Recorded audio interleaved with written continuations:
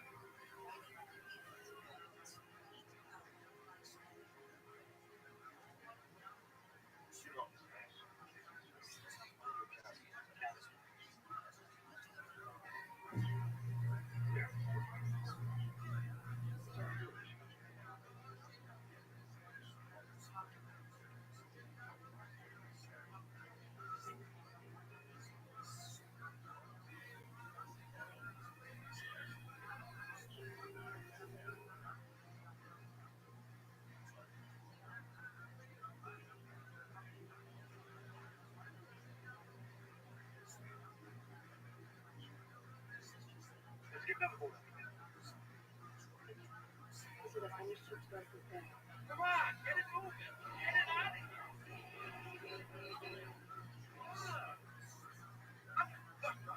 line is they can't drive a car. They're actors.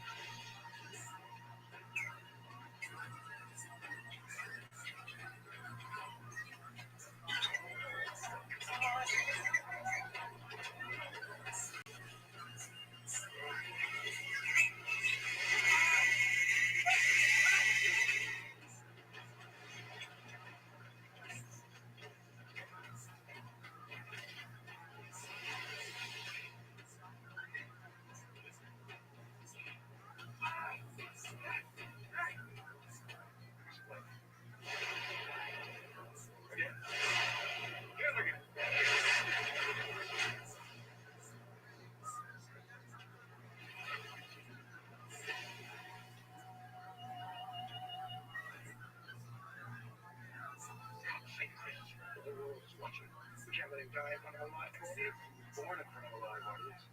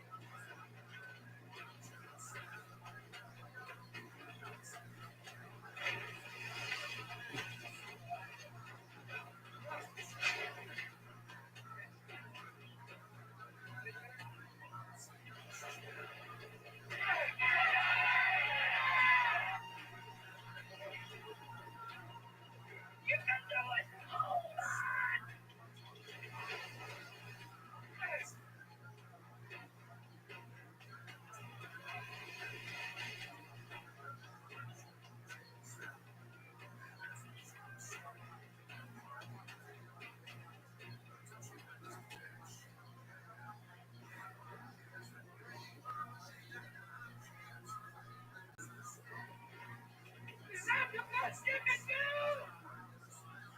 You're gonna have to kill me!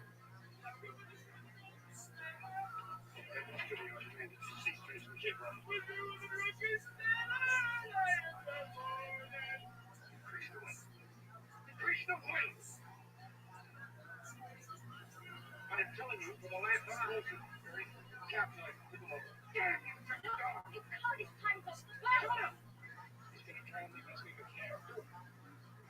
Do it!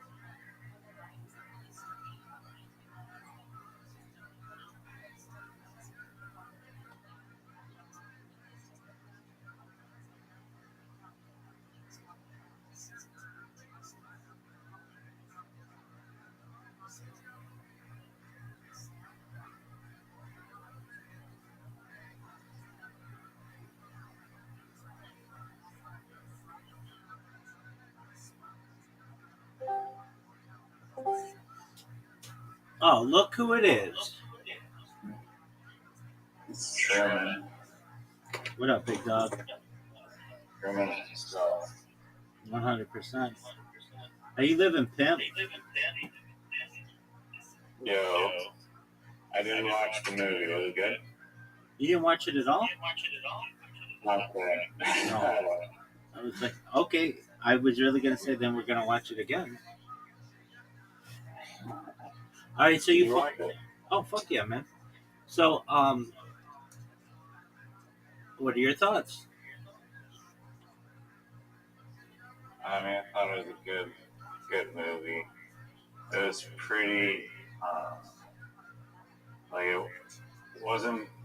I know it's probably not a horror movie, but that one scene where he's like, the wife is in the kitchen and starts doing like Cocoa Puff ad.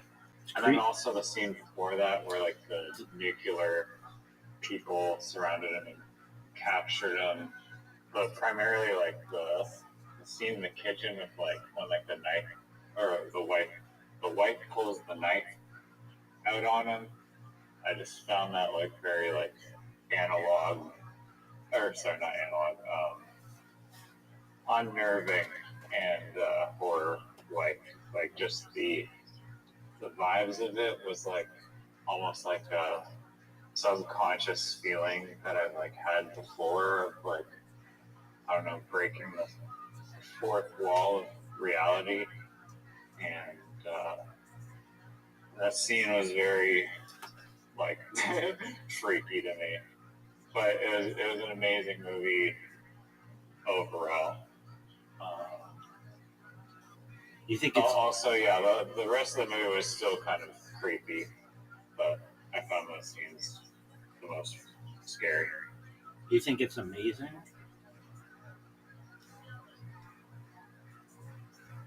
Did I think the movie was amazing? You Yeah, said it was you good. said no. It You was said it's amazing. I don't know if it's amazing. It's good.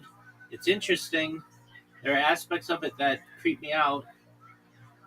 There are aspects of it that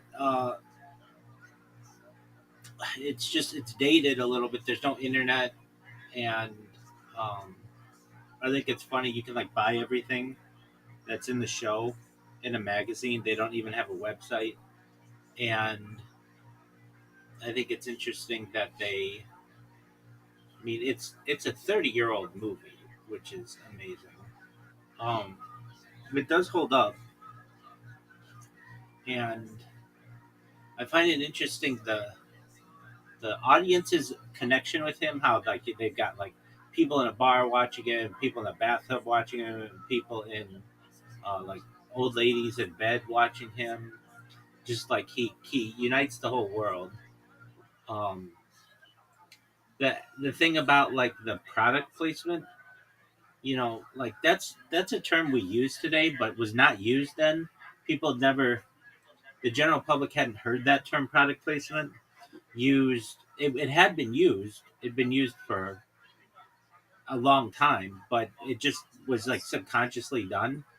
I find it interesting where she's like, uh, the wife kind of gives away some of the.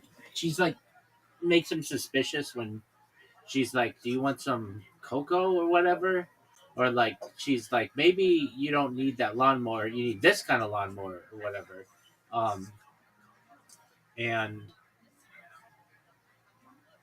if you think about it, if what Edward Snowden said is true, that Truman Show lifestyle has happened to all of us in the Western world with the ability of the National Security Agency to be recording every moment of every day on our phones, even making it so that you can't remove the battery on your phone so that the microphone continues to work.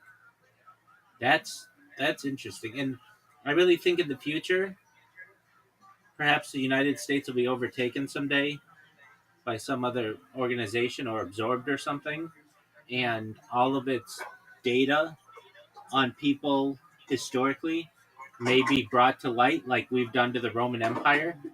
And if that's true, then literally people could be watching your life since birth, just like the Truman Show.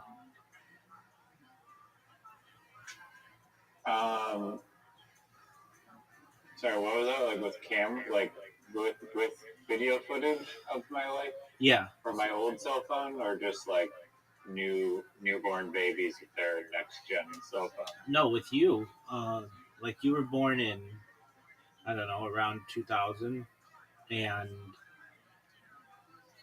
any computer that has the Energy Star label on it, which is like most definitely what your parents had, if they had a computer, uh, all of that has a back door. All of that software has a back door, and um, with smart TVs, they all have microphones in them, and some even have cameras. And your own cell phone, your parents' cell phones, all of that has been tracking you. And then certainly just the anytime you go outside, there is already a program. I forget the name of it, but there's a defense contractor that literally records everything from satellites down to, they have an incredible zoom that they can on the mid the center line of the FIFA World Cup, they can count the stitches on a soccer ball. That's how good their zoom is. And I've seen this technology used like in a PowerPoint. They showed a video. Basically, every time you go outside, everything from above is being recorded. So that means the first time that you played soccer as a little kid, or you went to the beach, or you went to um, the playground. That's true. I was thinking about it for like crimes and stuff. I wonder how many people have been caught by satellite data recording their vehicle. They That don't. seems like a good way to catch people. They don't really. Police don't have access to that. They use the more the triangulation of cell phones, and also perhaps intersection cameras. They don't have access to that higher level of espionage camera. So we're not talking like Google Images or Google Maps that take like a picture every like 2 years or whatever. I'm talking about 24/7. Every inch of the earth is recorded. And on top of that, Um, they could use like LiDAR and such to be able to see inside your house or your apartment or whatever. And so going back, 30 years or so, they could literally track your entire life.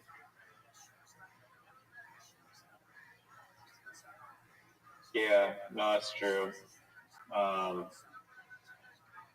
but if everyone's life is tracked, then it's not like the Truman Show. His life is like special as it's tracked and recorded. Agreed. There's something interesting in that all of those people's lives might be tracked and they don't even know it. And they could have been Truman shows of their own. It was very meta. Um, yeah, the Truman Show, the ending was always interesting to me. Like, he doesn't get upset. I'd be pissed off as fuck. I would be really mad. Um, and he's Yeah, just I like, thought he was gonna like say fuck you or whatever at the end. yeah, He kept it classy. exactly. And then he just goes out the door. And then that woman, like, runs to go find him. But we don't ever find out what happens to him. In my opinion, they could have made a really excellent sequel to it. But it is really good in itself, um, as a movie in itself. I've always thought it was What interesting. would you include in the? Okay, go on. Sorry. What would I include in the sequel? Just him, basically. Yeah. Um, what do they call it when you? Um, well, he could have a press conference and talk about his suspicions, like when he first started thinking something was off, and they could be united with his dad and united with that woman. Not Oh his. yeah, that was such a strange thing about the movie that they showed him and his dad hugging, and then you don't see or hear from the dad at all ever again. You don't hear Truman mention that at all. But that was like Truman's world. So what the fuck? Right. Um, Truman and I have some things in common, and especially early on my streams, I used to go to the ocean and hit golf balls, just like he does. And I don't like deep water; it freaks me out. And um, I know it does the same to him. And I just think about how much space there is between me on the water, between where I am on the water and the ocean floor, and that's just always freaked me out. Um, and those are two big things Oh yeah. that have They always didn't. freaked me out. I heard in the movie that they like brainwashed him into being afraid of water, but it seemed more like he was just afraid of it from the boating accident of his dad, since he believed that his dad died. Exactly. In the water. I think that was the brainwashing aspect of it. Um, and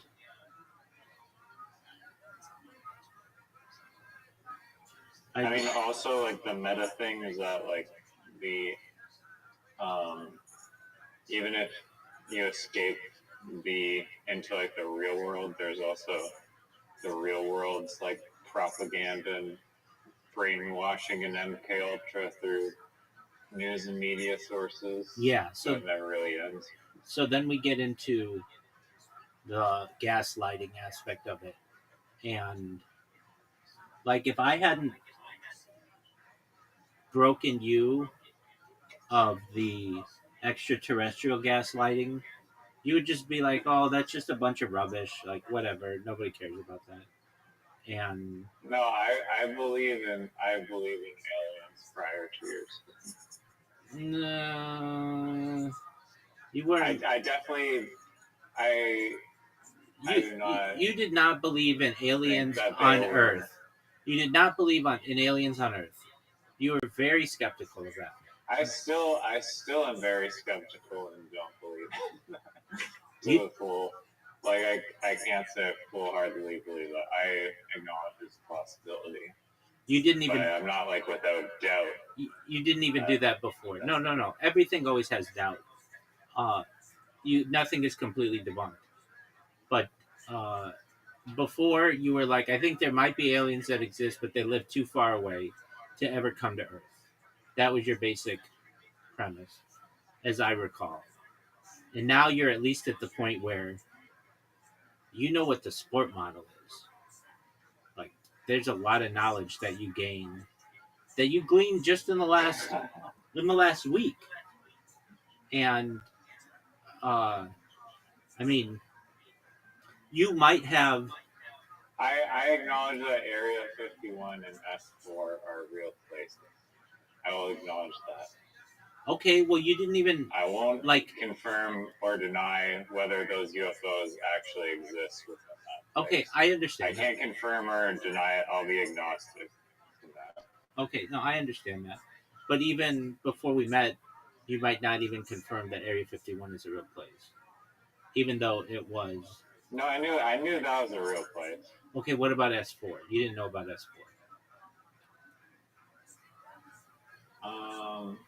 Dog, you can't. I may have heard of it. Honestly, you can't tell me you knew about S4. Okay. And to at least break you of that type of programming is difficult. I mean, it's still. I understand you're not like. I'm 100% on board that that's exactly what happens. I get that. That's a hard thing to come to, and I wouldn't want you to do so. Okay, but here's one I know I fixed: is the moon and the Apollo program. You were on board with the Apollo program, 1969, July 20th. We landed on the moon. Everybody knows that, and I think there's a lot of evidence that shows that the Apollo program was a lot of. Yeah, no, I concede to that for sure. Okay, so that one, and I'm proud of you. And that one is like, everybody's staring at the wall of the cave, and somebody, taps you on the shoulder and is like, "Hey, look at this," and then you start to look at, and you're like, "Whoa, what is going on with this?" I mean, we had the Artemis 2 missions that just splashed down in San Diego. I don't think I mentioned them once. I don't think I've ever said the word Artemis on the stream until just now. Just to show you how little I give a fucking shit about that, because I know what happened with Apollo. And I think it's funny the headlines that were going around that like it was something like some British Twitch Twitch stream had 50 times more live viewers of this gamer playing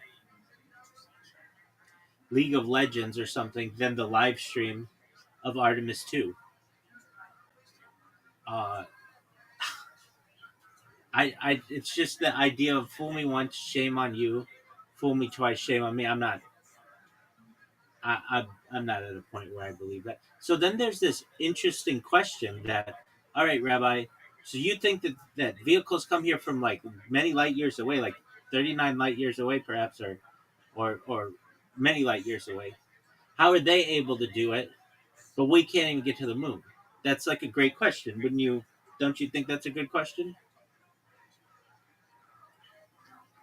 Well, they can do it because they are millions of years more advanced than us. That's true, and they can. The big thing is the Van Allen radiation belts. That's the big thing.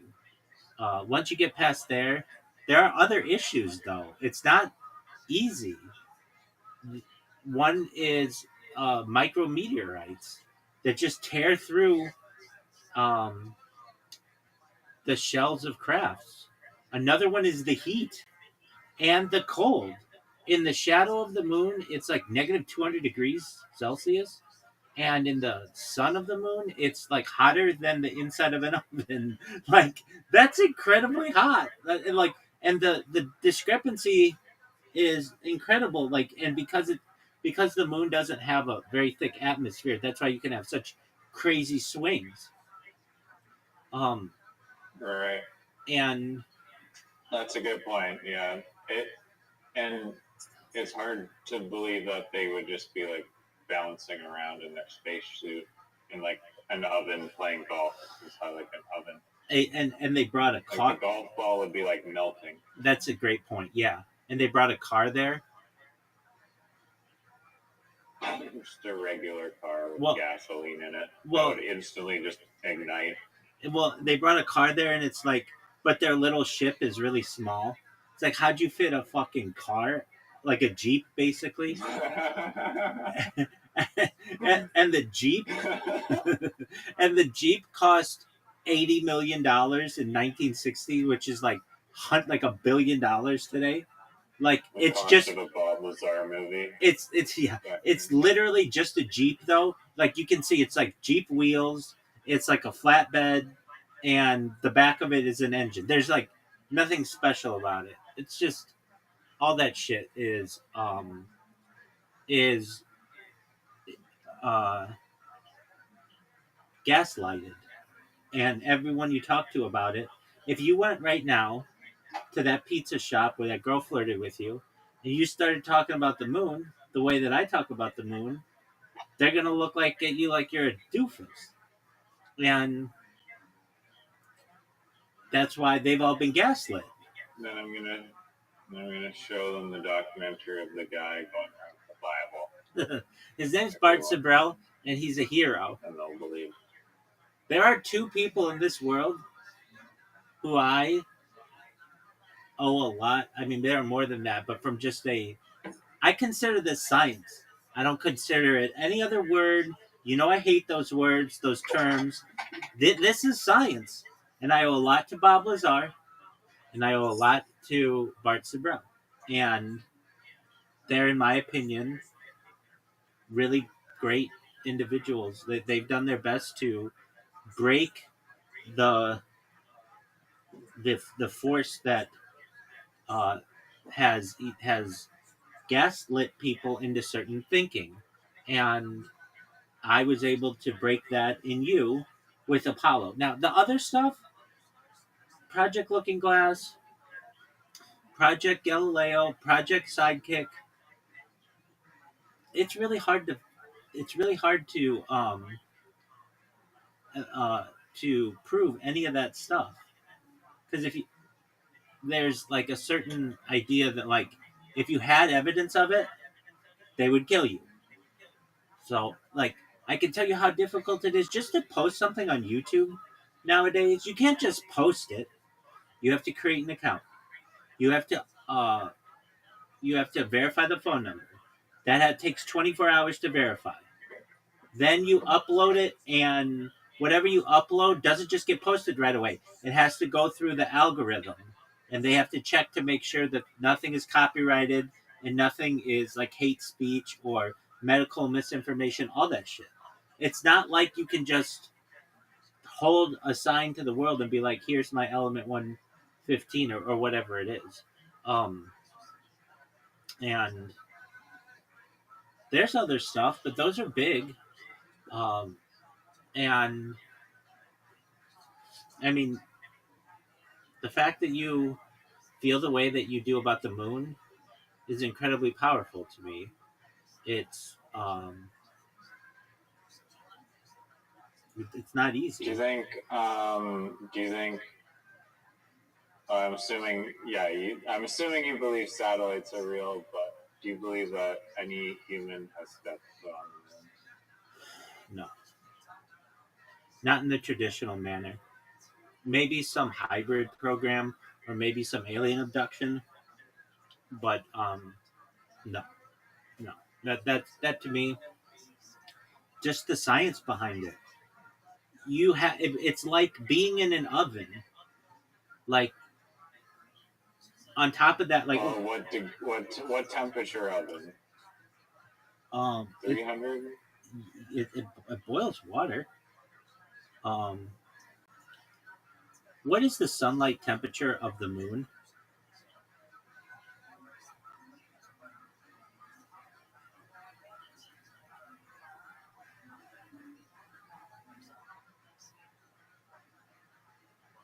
127 degrees Celsius, 260 degrees Fahrenheit. So that boils water. That means the saliva in your mouth would turn to vapor immediately. Right. And then the spacesuit has no AC built in. Wait, and that's a big thing. Think about it. It's literally like nylon. Exactly. Make it hotter. Thank you. Exactly. And then in the shaded parts, it's negative 233 degrees Celsius, negative 387 degrees Fahrenheit. That's colder than anywhere it's ever been on Earth except for like laboratories. So it's hotter than it's ever been and colder than it's ever been, and the difference can be a matter of 5 feet, whether you are like in the light of a crater or in the shadow of a crater.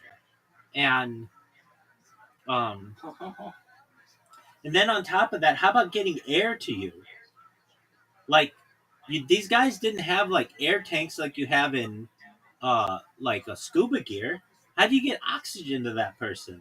And it's not like those like old.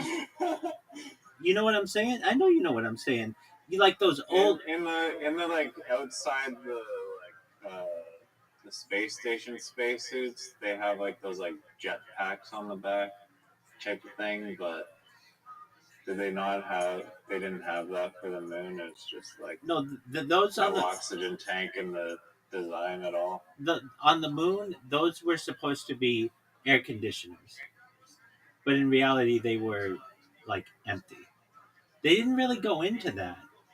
Um, so let's look it up. Let's see what they say. Yo, dog, that backpack that the Apollo moon astronauts had, how were they able to breathe and have an air conditioner? And if it's like 200 degrees Fahrenheit or whatever, or like 127 degrees Celsius, how could they get it so that stuff didn't melt? And the bottom soles of their shoes were silicone. Silicone will melt at like those temperatures many times. I don't know if that's true, but we'll see.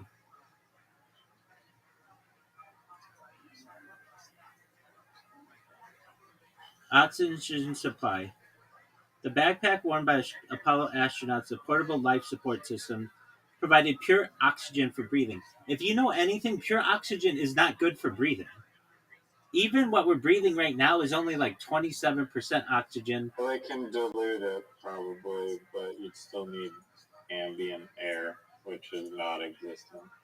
But um, The suit operated at a low pressure, about 3.7 psi. There is no ambient air, which a in lot. like inside of the suit itself, maybe. Okay, the pure oxygen environment was safe because the astronauts pre-breathed pure oxygen before the EVA to purge nitrogen from their blood, preventing decompression sickness, the bends. The PLSS contained oxygen tanks that supplied breathable gas throughout the moonwalk.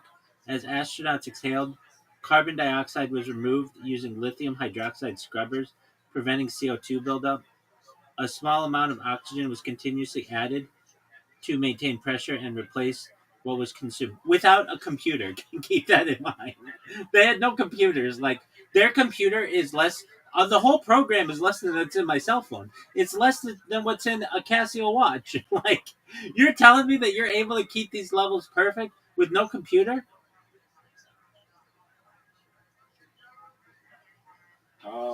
Is there like an analog pressure regulator? Dog, come on. I mean, I'm just trying devil's advocate. I know that's an excellent point. Cooling system in the spacesuits. Despite the moon's surface reaching 127 degrees Celsius, 260 degrees Fahrenheit in sunlight, astronauts stayed cool thanks to liquid cooled undergarment called the liquid cooling and ventilation garment. The tight fitting suit had a network of thin tubes circulating cooled water around the astronaut's body. The water was chilled using a sublimator, a device that exposed water to the vacuum of space. All this was done without a real computer. In vacuum, water sublimates, turning directly from ice to vapor, absorbing heat in the process. This provided highly efficient cooling without melting or overheating the system. The sublimator could reject 300 to 500 watts of heat, matching the astronaut's metabolic output. Okay, so let's see. You're telling me this was all done in an analog form? Like they had no computers regulating this? Or like not really advanced computers at all?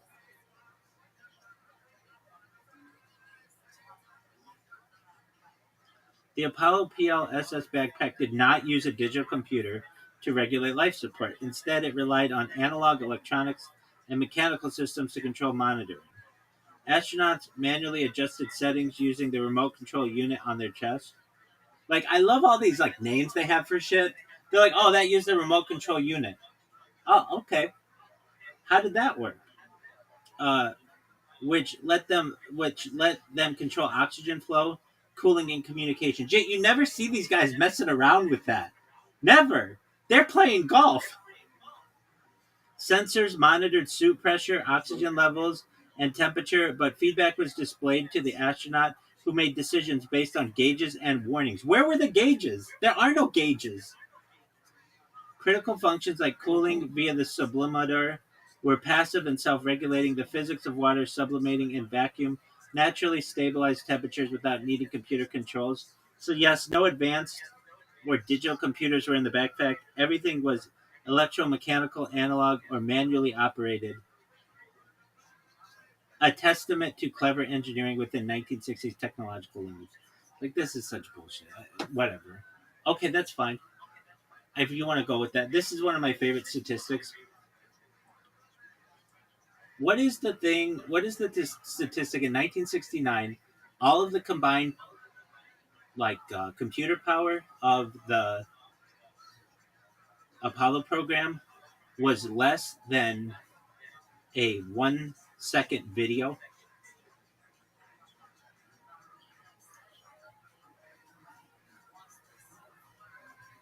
Yes, the combined computing power of the Apollo program in 1969 was far less than that of a single modern smartphone, let alone a 1 second video file.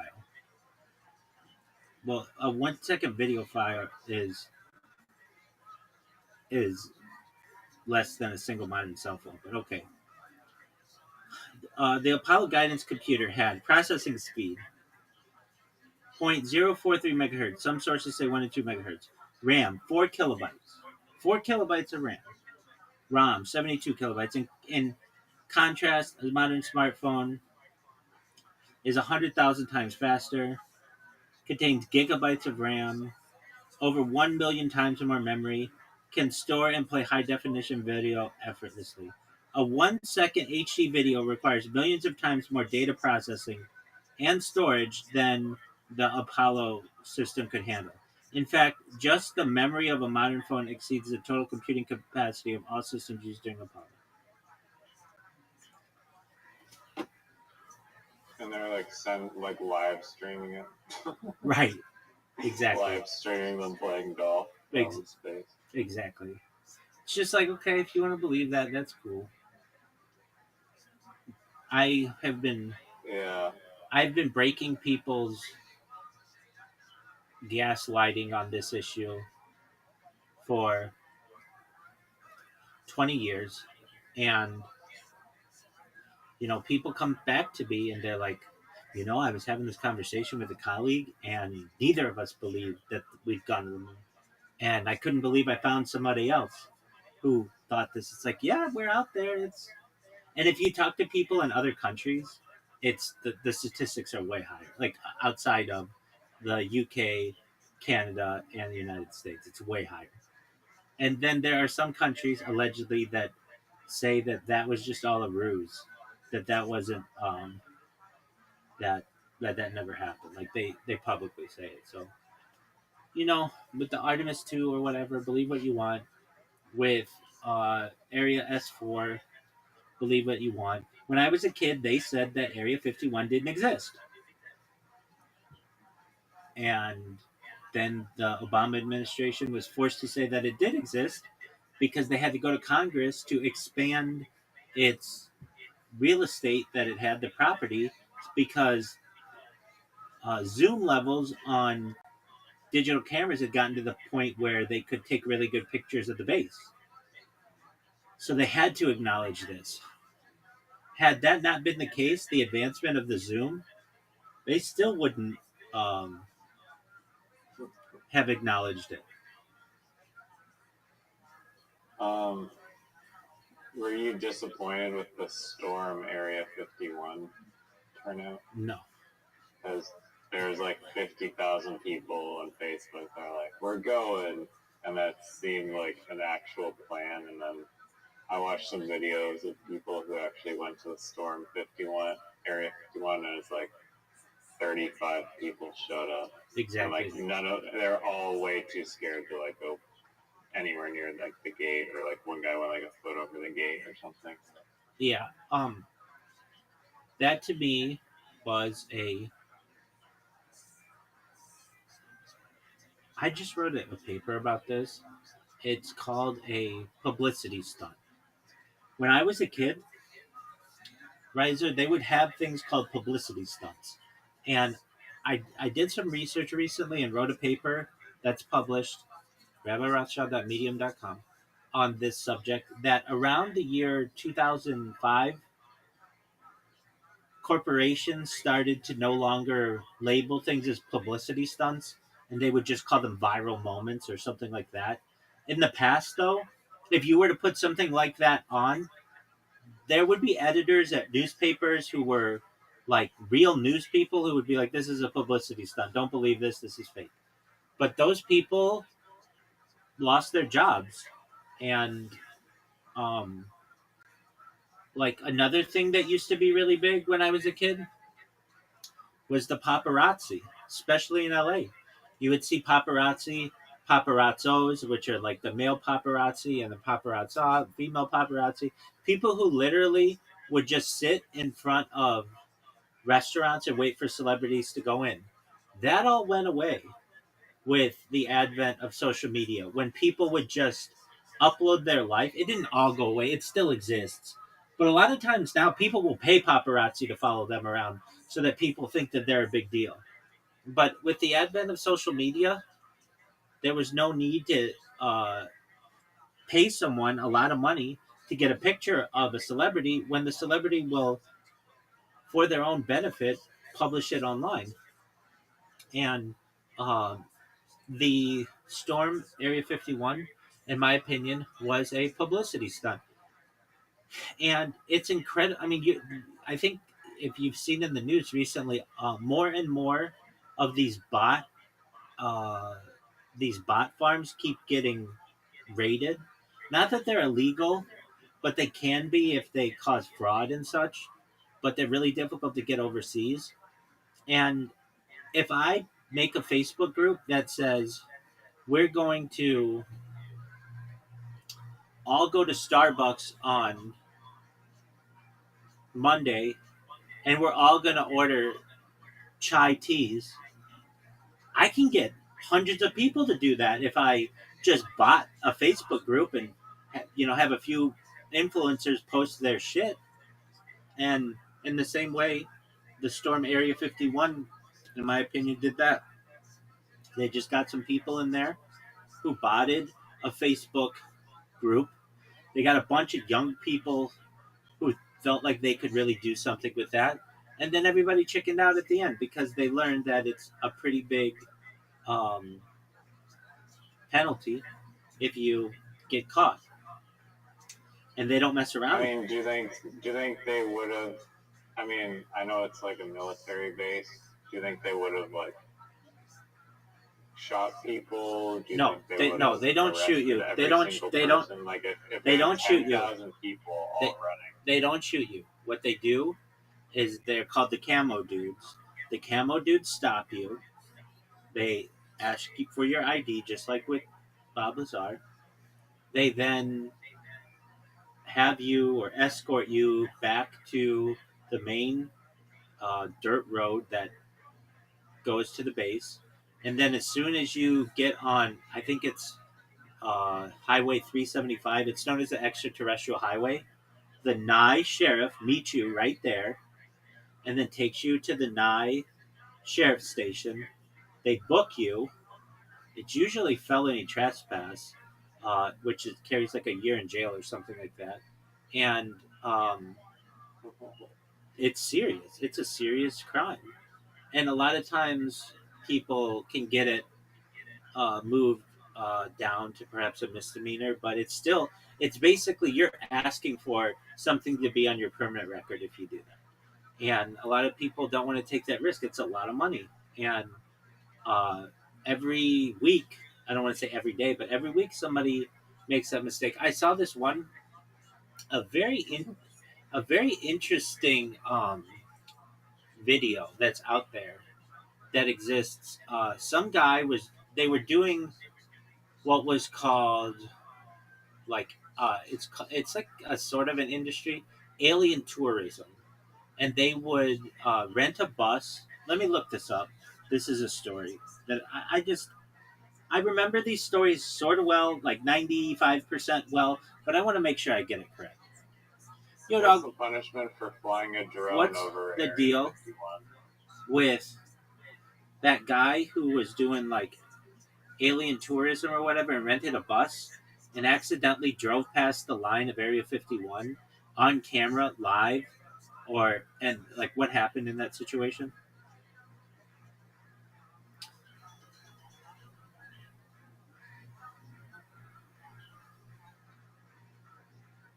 The I thought incident. it was like a gate, so you could only get there like on foot. No, there are multiple entrances.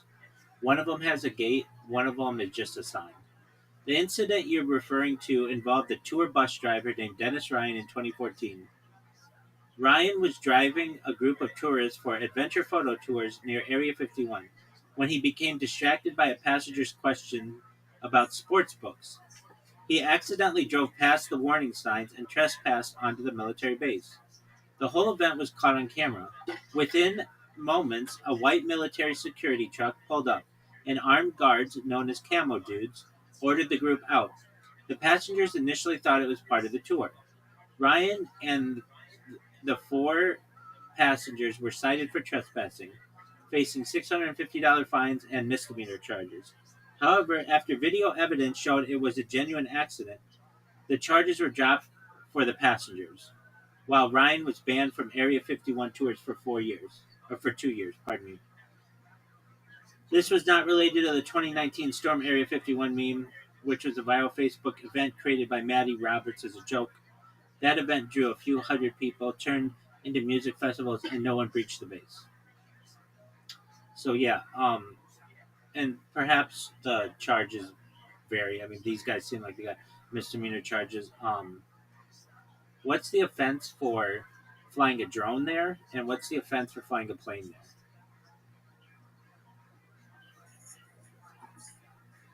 Plane, you'll get shot out of the sky, according to that guy earlier. Flying a If you drone don't or turn it. plane over Area 51 violates restricted airspace R480N enforced by the U.S. Air Force and FAA. For drones, immediate consequences: military uses GPS jamming, spoofing, or shoots it down. Legal penalties: fines of up to $250,000, imprisonment for 3 years, and permanent seizure of equipment.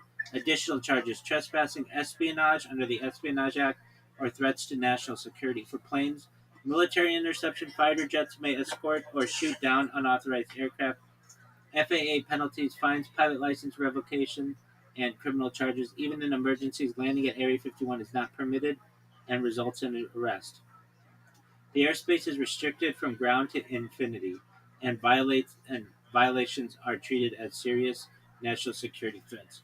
Now, the that's all cool and stuff, but when I was a kid, the thing that was really cool, or we felt was really cool, was they had a type of technology that could sense when someone was walking. What is it called? Um, Yo, dog. What's the thing? It's like a. It can sense. It's not. It can sense like it's some kind of detection, motion detection, on the ground. And what's the penalty if you get one of those boxes at Area 51?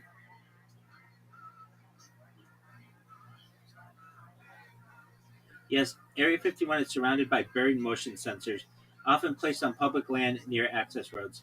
These sensors detect movement or vehicles and trigger alerts to security forces known as camo dudes. If you trip one of the sensors, security responds quickly, often within minutes via ground patrol or helicopter. You are then followed, photographed, or detained even if on public land. If you cross into restricted territory, you face federal trespassing charges, fines up to $1,000, and possible jail time. Now these fines, like $1,000, it doesn't seem that big now, but like back when they first passed the law, it was like in the 1980s. It was a lot. They just haven't updated these things. In 2003, investigator Chuck Clark exposed these sensors by locating and documenting over 30 buried devices. The government later raided his home, and he was charged with interfering with the National Defense Communication System. He avoided jail by paying restitution for one missing sensor. So yeah, that was always the big interesting thing, that like there's a type of technology that can know where you are on the ground, like where you're walking. That 30 years ago was like mind blowing technology.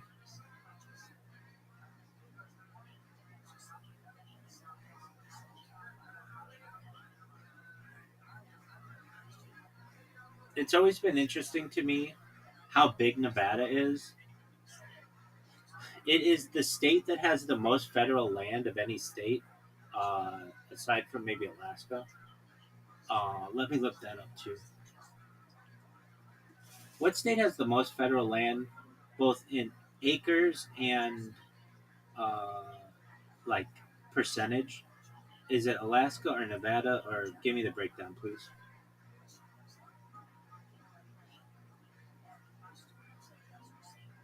Alaska has the most federal land by total acres, about 223 million acres, more than any other state.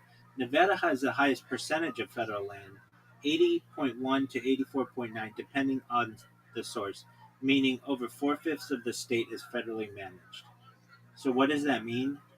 What am I saying? I'm saying that the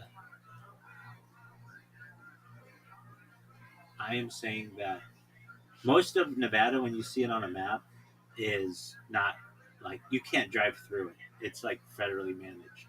It's a weird state. Why? Why Well, do they need someone in the desert? yeah, good question. We'll get there.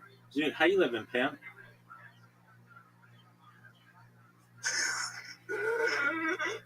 More comedies on right now. How's our girl doing? She's on as we speak, I think. All right. She might have just finished her set. Did she masturbate publicly on stage? What? Did she masturbate publicly on stage? Yes or no? Go. Why didn't you ask her? Because I don't communicate with her. She has like 250 followers on Instagram. You can go ask her. All right. So she's less popular than Chelsea? She's less popular than me. I know, that's interesting. Zoot, you're more popular than Chelsea and that girl from Raw Comedy, and even I think who's that girl? Or who's that guy? Magic Hour. You're more popular than all of them. Nah, he has 8,000 followers on Instagram. Oh, I have 10,000. I'm fancy. Yeah, I've had friends with like 200,000 followers. All right. Well, I have friends with 1 trillion followers. I'm friends with Elon Musk. Okay, that's cool. I'm friends on Discord with Eddie Craven.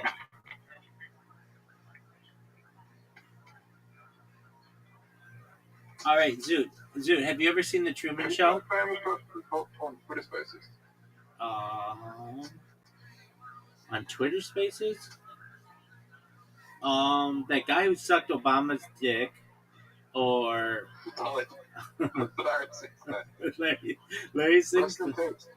Larry Sinclair, R.I.P. I think I asked him. I wanted to ask him, and then I think I got the chance to ask if Obama was circumcised or not. That was an important question of mine. And then he didn't give me an answer to that. And I tried talking to him the first time, and nobody would take my question seriously, but I was really serious about it. And I wasn't that well known in the Harry Potter Obama Sonic Teninu community at the time. And then the second time, um, I think I asked him, but he didn't really. I think I asked him, but he didn't really give an answer. But I could be wrong on that. He did one time like something that I did, or upvoted it or something, which I thought was cool. The other guy, at least on Twitter Spaces, who I talked to was that guy who made that AIDS medication like 800 times, whatever it was. That former CEO. Uh, those are big Twitter Space people. And like some UFC fighters. On on my stream, Doctor Disrespect was on my stream. Um, who I actually talked to. I talked to Amaranth. Aiden Ross was in my YouTube, and I know who the most famous person was. She was on Instagram. Katie Kirk was in my Instagram. She's by far the biggest person. She's a big celebrity.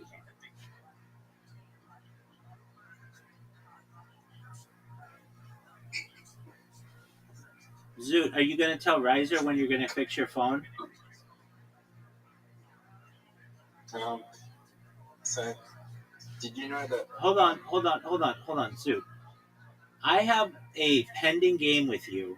I'm at 395, and it's very easy for me to get 400.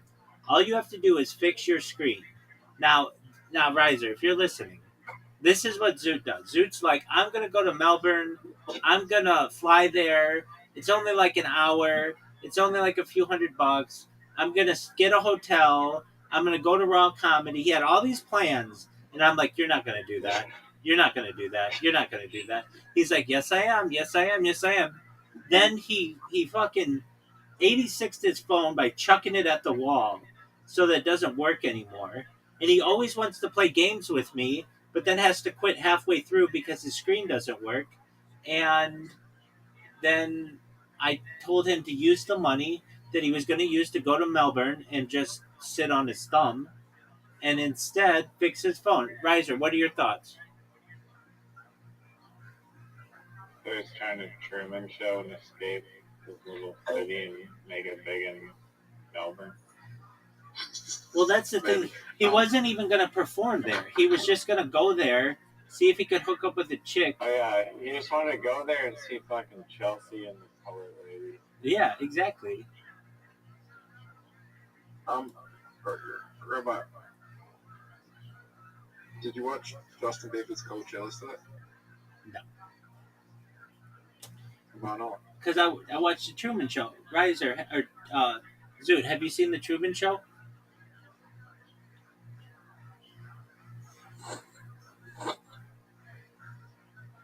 Zoot, why is it when someone asks you a question?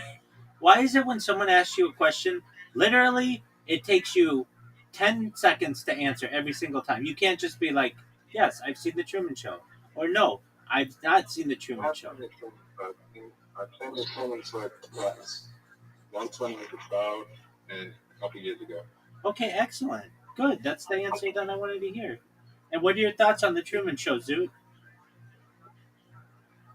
I think it's one of the top 100 movies of all time. There you go. So, Riser, Zoot really likes it. So you'd say it is amazing. Would you say it's amazing? It's one of the top 100 movies of all time. Okay, so it's amazing. I mean, one of the top, if it's in the top 100, then it's probably a 4.5 star movie. So 4.5 stars? Yeah. If it's in the top 10, then it's a 5-star movie. Okay, If it's Zoot, So, what's your top when 10? did you turn into a 15-year-old girl that watches Justin Bieber Coachella sets? Great question.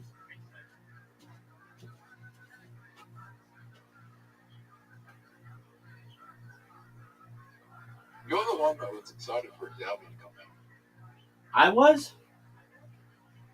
And I read that. Was I? Having an album streaming party. Don't you remember? No, okay, now I know that you're lying.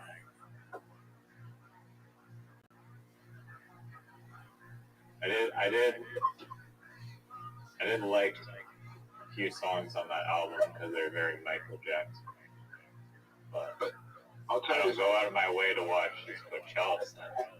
I'll tell you something. Most Justin Bieber fans aren't 15 years old anymore. They're our age. That's a good point, yeah. But they were 15 when he was becoming popular. They were 15 when I was. And they were girls. For the majority of them. Yeah. To be honest with you, I don't know one I mean, American man who likes Justin Bieber I remember that much. like Maybe a little. going to school and like all the guys hated Justin Bieber and were making fun of Justin Bieber, and I'm just like, I was thinking to myself, you're just jealous. This guy's going to be rich as fuck and he can have any girl he wants.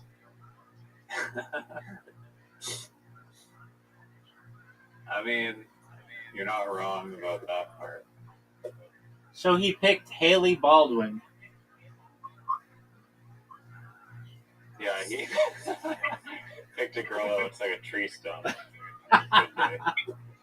He picked the girl that's uncle can't shoot. He's the worst shooter in the world. I do think it's really sweet that they have a video of them first meeting. I think that's really cool. Like, incredibly cool that if you've ever seen it, her dad, Stephen Baldwin, who's like a pretty big actor, wasn't that big, but okay, somewhat, introduces, like, meets Justin Bieber and introduces him to his daughter, and they shake hands, and it's like, and then they would get married. Like, I think that's a really sweet video.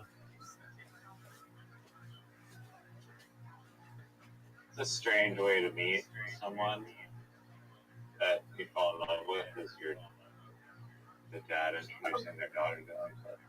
He was probably famous as fuck at the time. I think Justin Bieber's with that girl because she's also famous as fuck, so they have like their own little bubble of like everyone just is harassing them. they bond over that or something.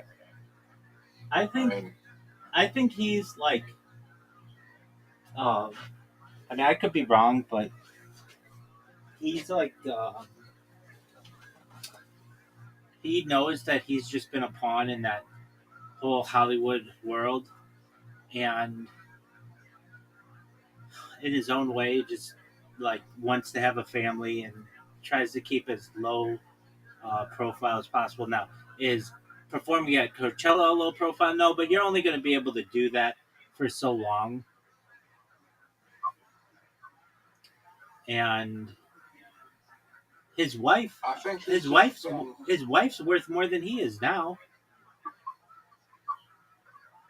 What the fuck? What does she do? She sold some makeup brand for $1 billion, Oh. Damn. which is like a thing. Like, Do you think they would not be together if she was not like a villain? oh, you're saying if she was just like a random girl? Yeah, no. He married. Yeah. He married into what many people would consider to be Hollywood royalty. Though the Baldwins aren't that. It's not like marrying into the Barrymores, but they're pretty big.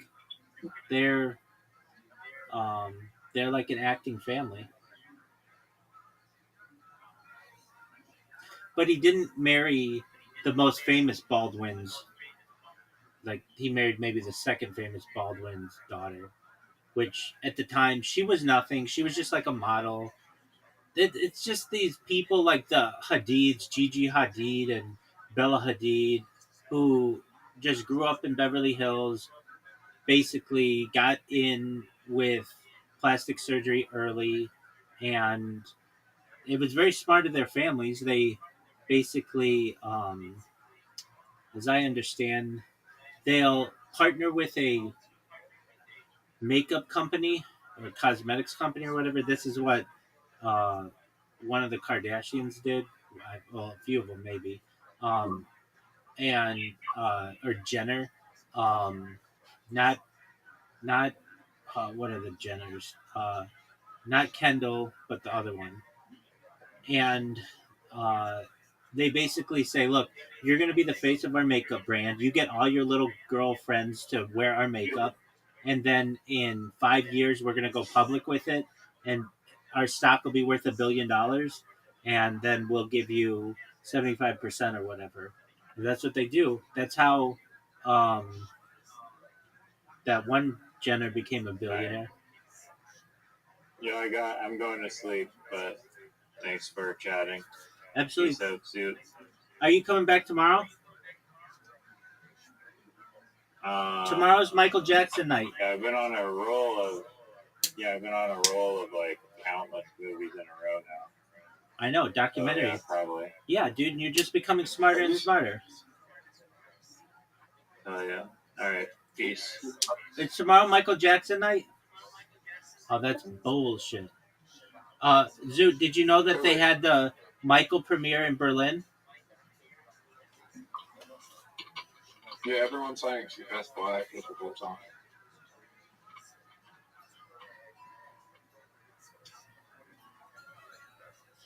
Did you know that so far, Rabbi, you got Yes. 2026 might be the best year for movies in recent history. I mean, Do you know why? because inflation and Hollywood accounting? No, the quality of movies. You have Project Hail Mary, which is going to be a cult classic movie. I agree with already- you. I agree with you. You saw it in you were early to that one. That's a cult classic movie.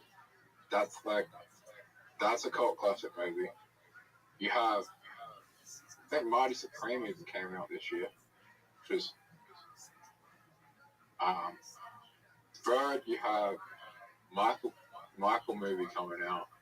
Then you have Doom Messiah, ending to the Doom trilogy.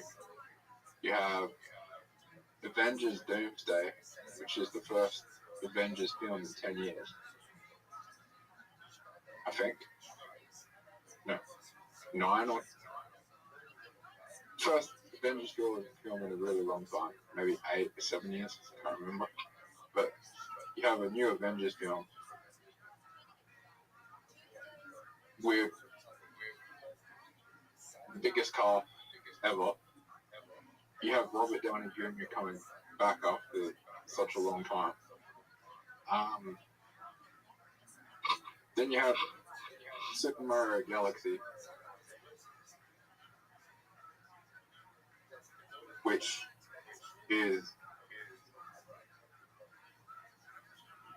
has the most mixed reviews out of any movie of all time. Why do you think that is? But I think that is. Yeah, why do you think it has such mixed reviews?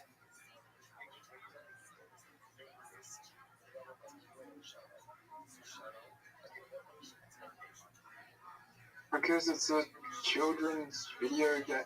It's a children's movie dedicated to the nostalgia of one of the largest franchises in the world. So the young adults are relating to the children. Yeah, it's very orientated to children, but also has a lot of nostalgia for the Mario fans.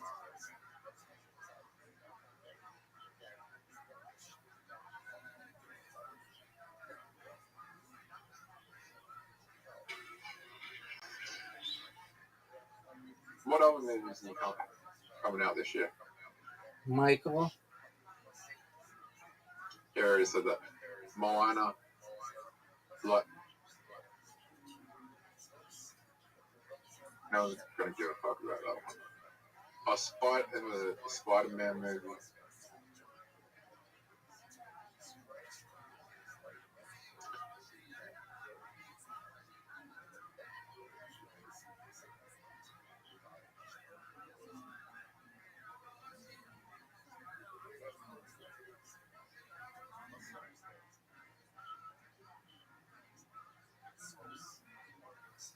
The Avatar movie.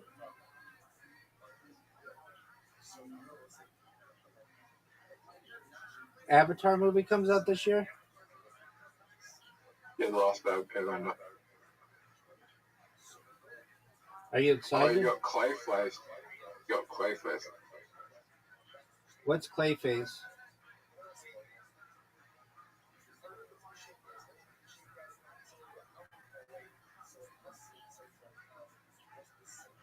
DC movie. Are you excited for it? I think he's a Batman villain or something. You know what else you got this year? What's that, Zeus? Narnia the Magician. Narnia the Magician's actually. Are you excited for it? Yep. Okay, so rank them in order of what you're most excited. What's number one? Marvel number one. Then maybe Doom Messiah number two.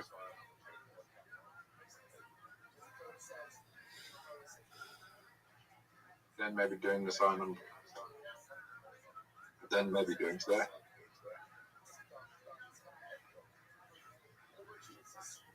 Have you seen Michael? Dog, it's not out yet.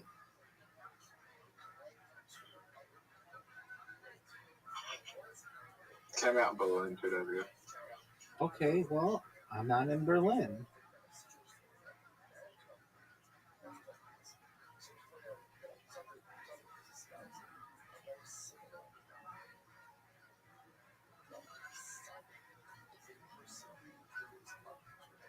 So, Zoot, is it that you can't play? Can you even play Literati?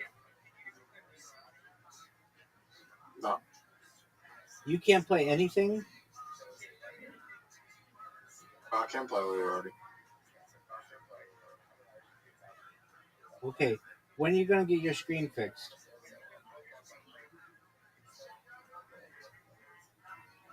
Wednesday. Okay, are you just lying? try Wednesday. Okay, are you going to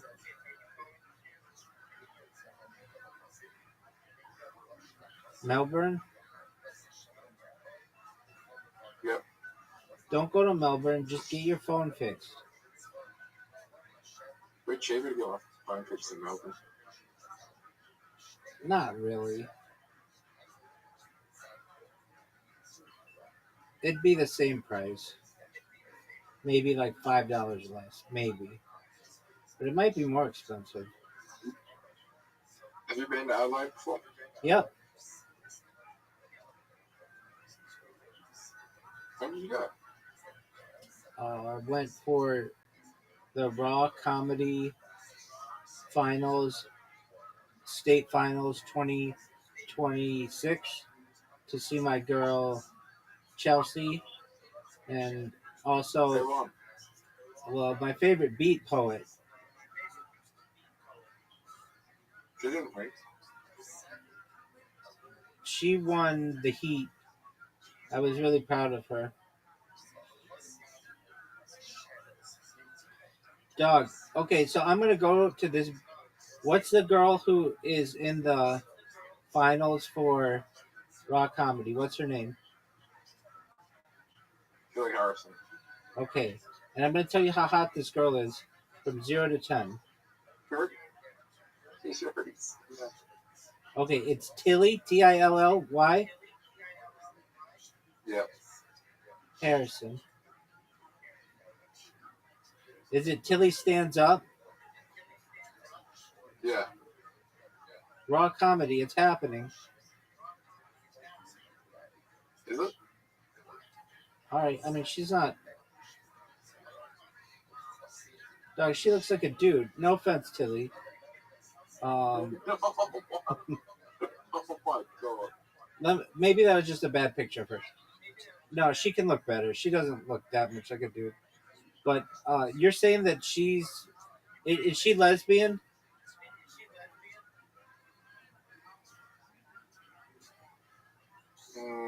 Bisexual maybe. She might be. I know that she made jokes about being what's the word we're looking for? Bisexual? Polyamorous? No. Polyamorous, yeah. All right. She's not that bad looking. I just saw a bad picture of her.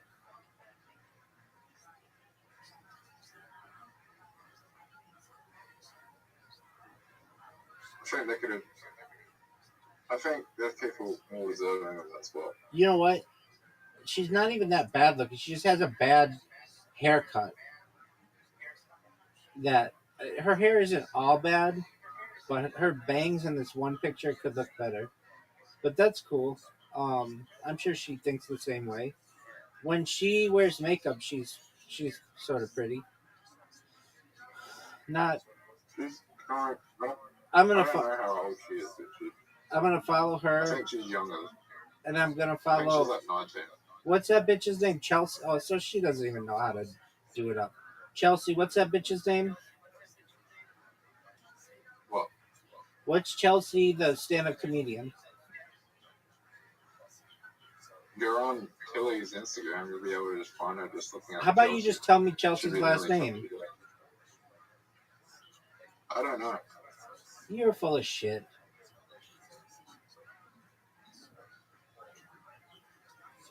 Did you follow her?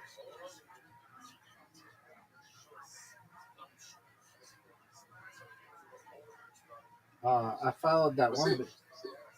I followed that one bitch, Tilly. Yeah, then go. So just go to her followers. And type in Chelsea. Yeah. Chelsea Finlay. Yeah. I think Chelsea's cuter.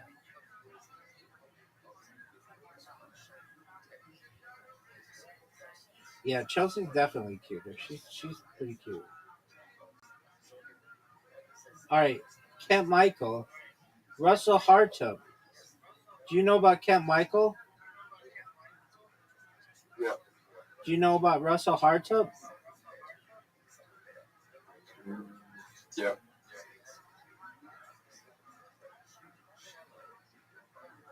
Why are you following these people? Because I'm Adelaide's biggest stand-up fan. Who else are you looking for? Oh, there's another. Wait, this goes. Hold on.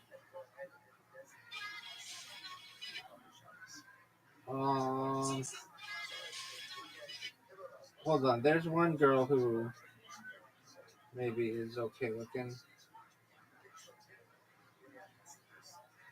Allie Dunt. Do you know Allie Dunt? Yeah. She's getting a follow. Fuck it. I'm following all the people of Adelaide's Next Top Model or whatever the fuck we call this. What's the name of the what's the name of the beat poet? I don't know. What about Eddie Dabrowska?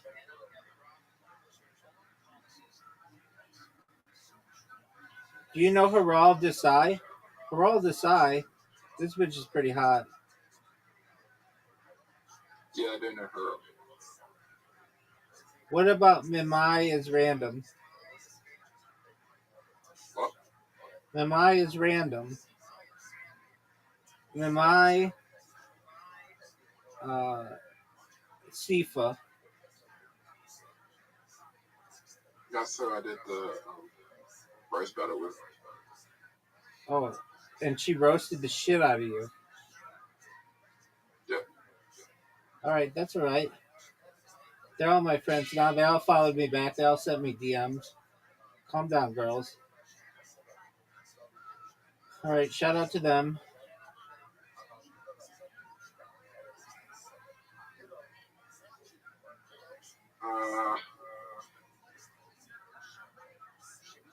Scott Roberts. Who's Scott Roberts? I don't know. Okay.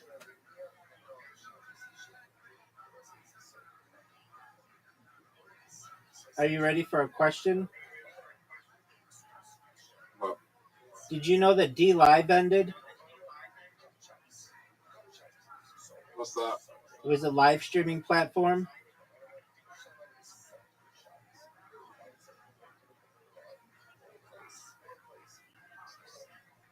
Did you know that D Live ended?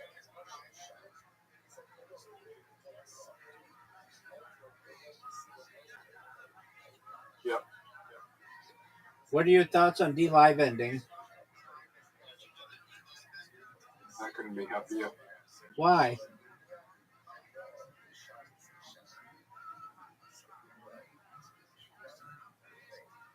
Because I couldn't. What's the date today? Today is the 25th of Nissan, 5786, Sunday, April 12th, 2026. Rabbi. What up, pimp?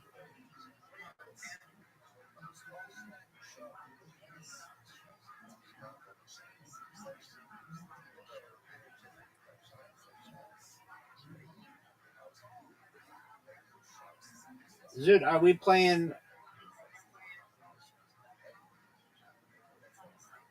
Literati? I wonder, can you play darts? No. Okay, I'm going to name a game and let's see if you can play it. Can you play pool?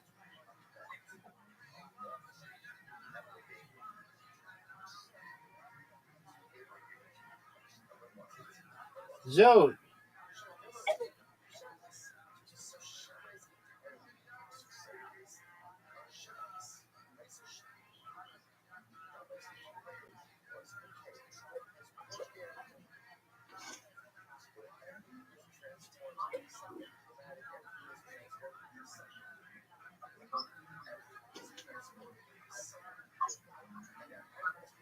Killing yourself. Zoot, bye-bye. You can't talk like that, man. You know that you can't talk like that. I've told you like 1,000 times.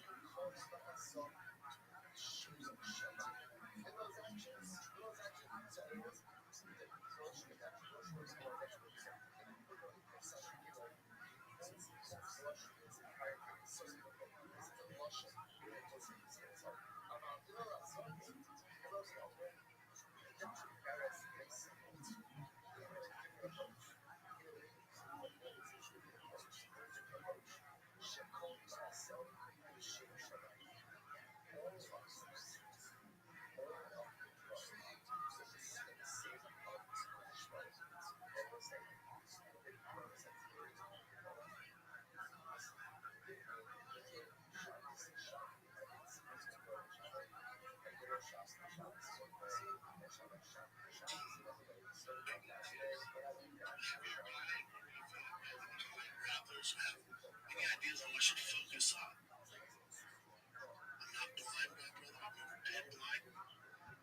Because you can't see, because you're blind, you don't want to get reversed, or you don't want to give up something.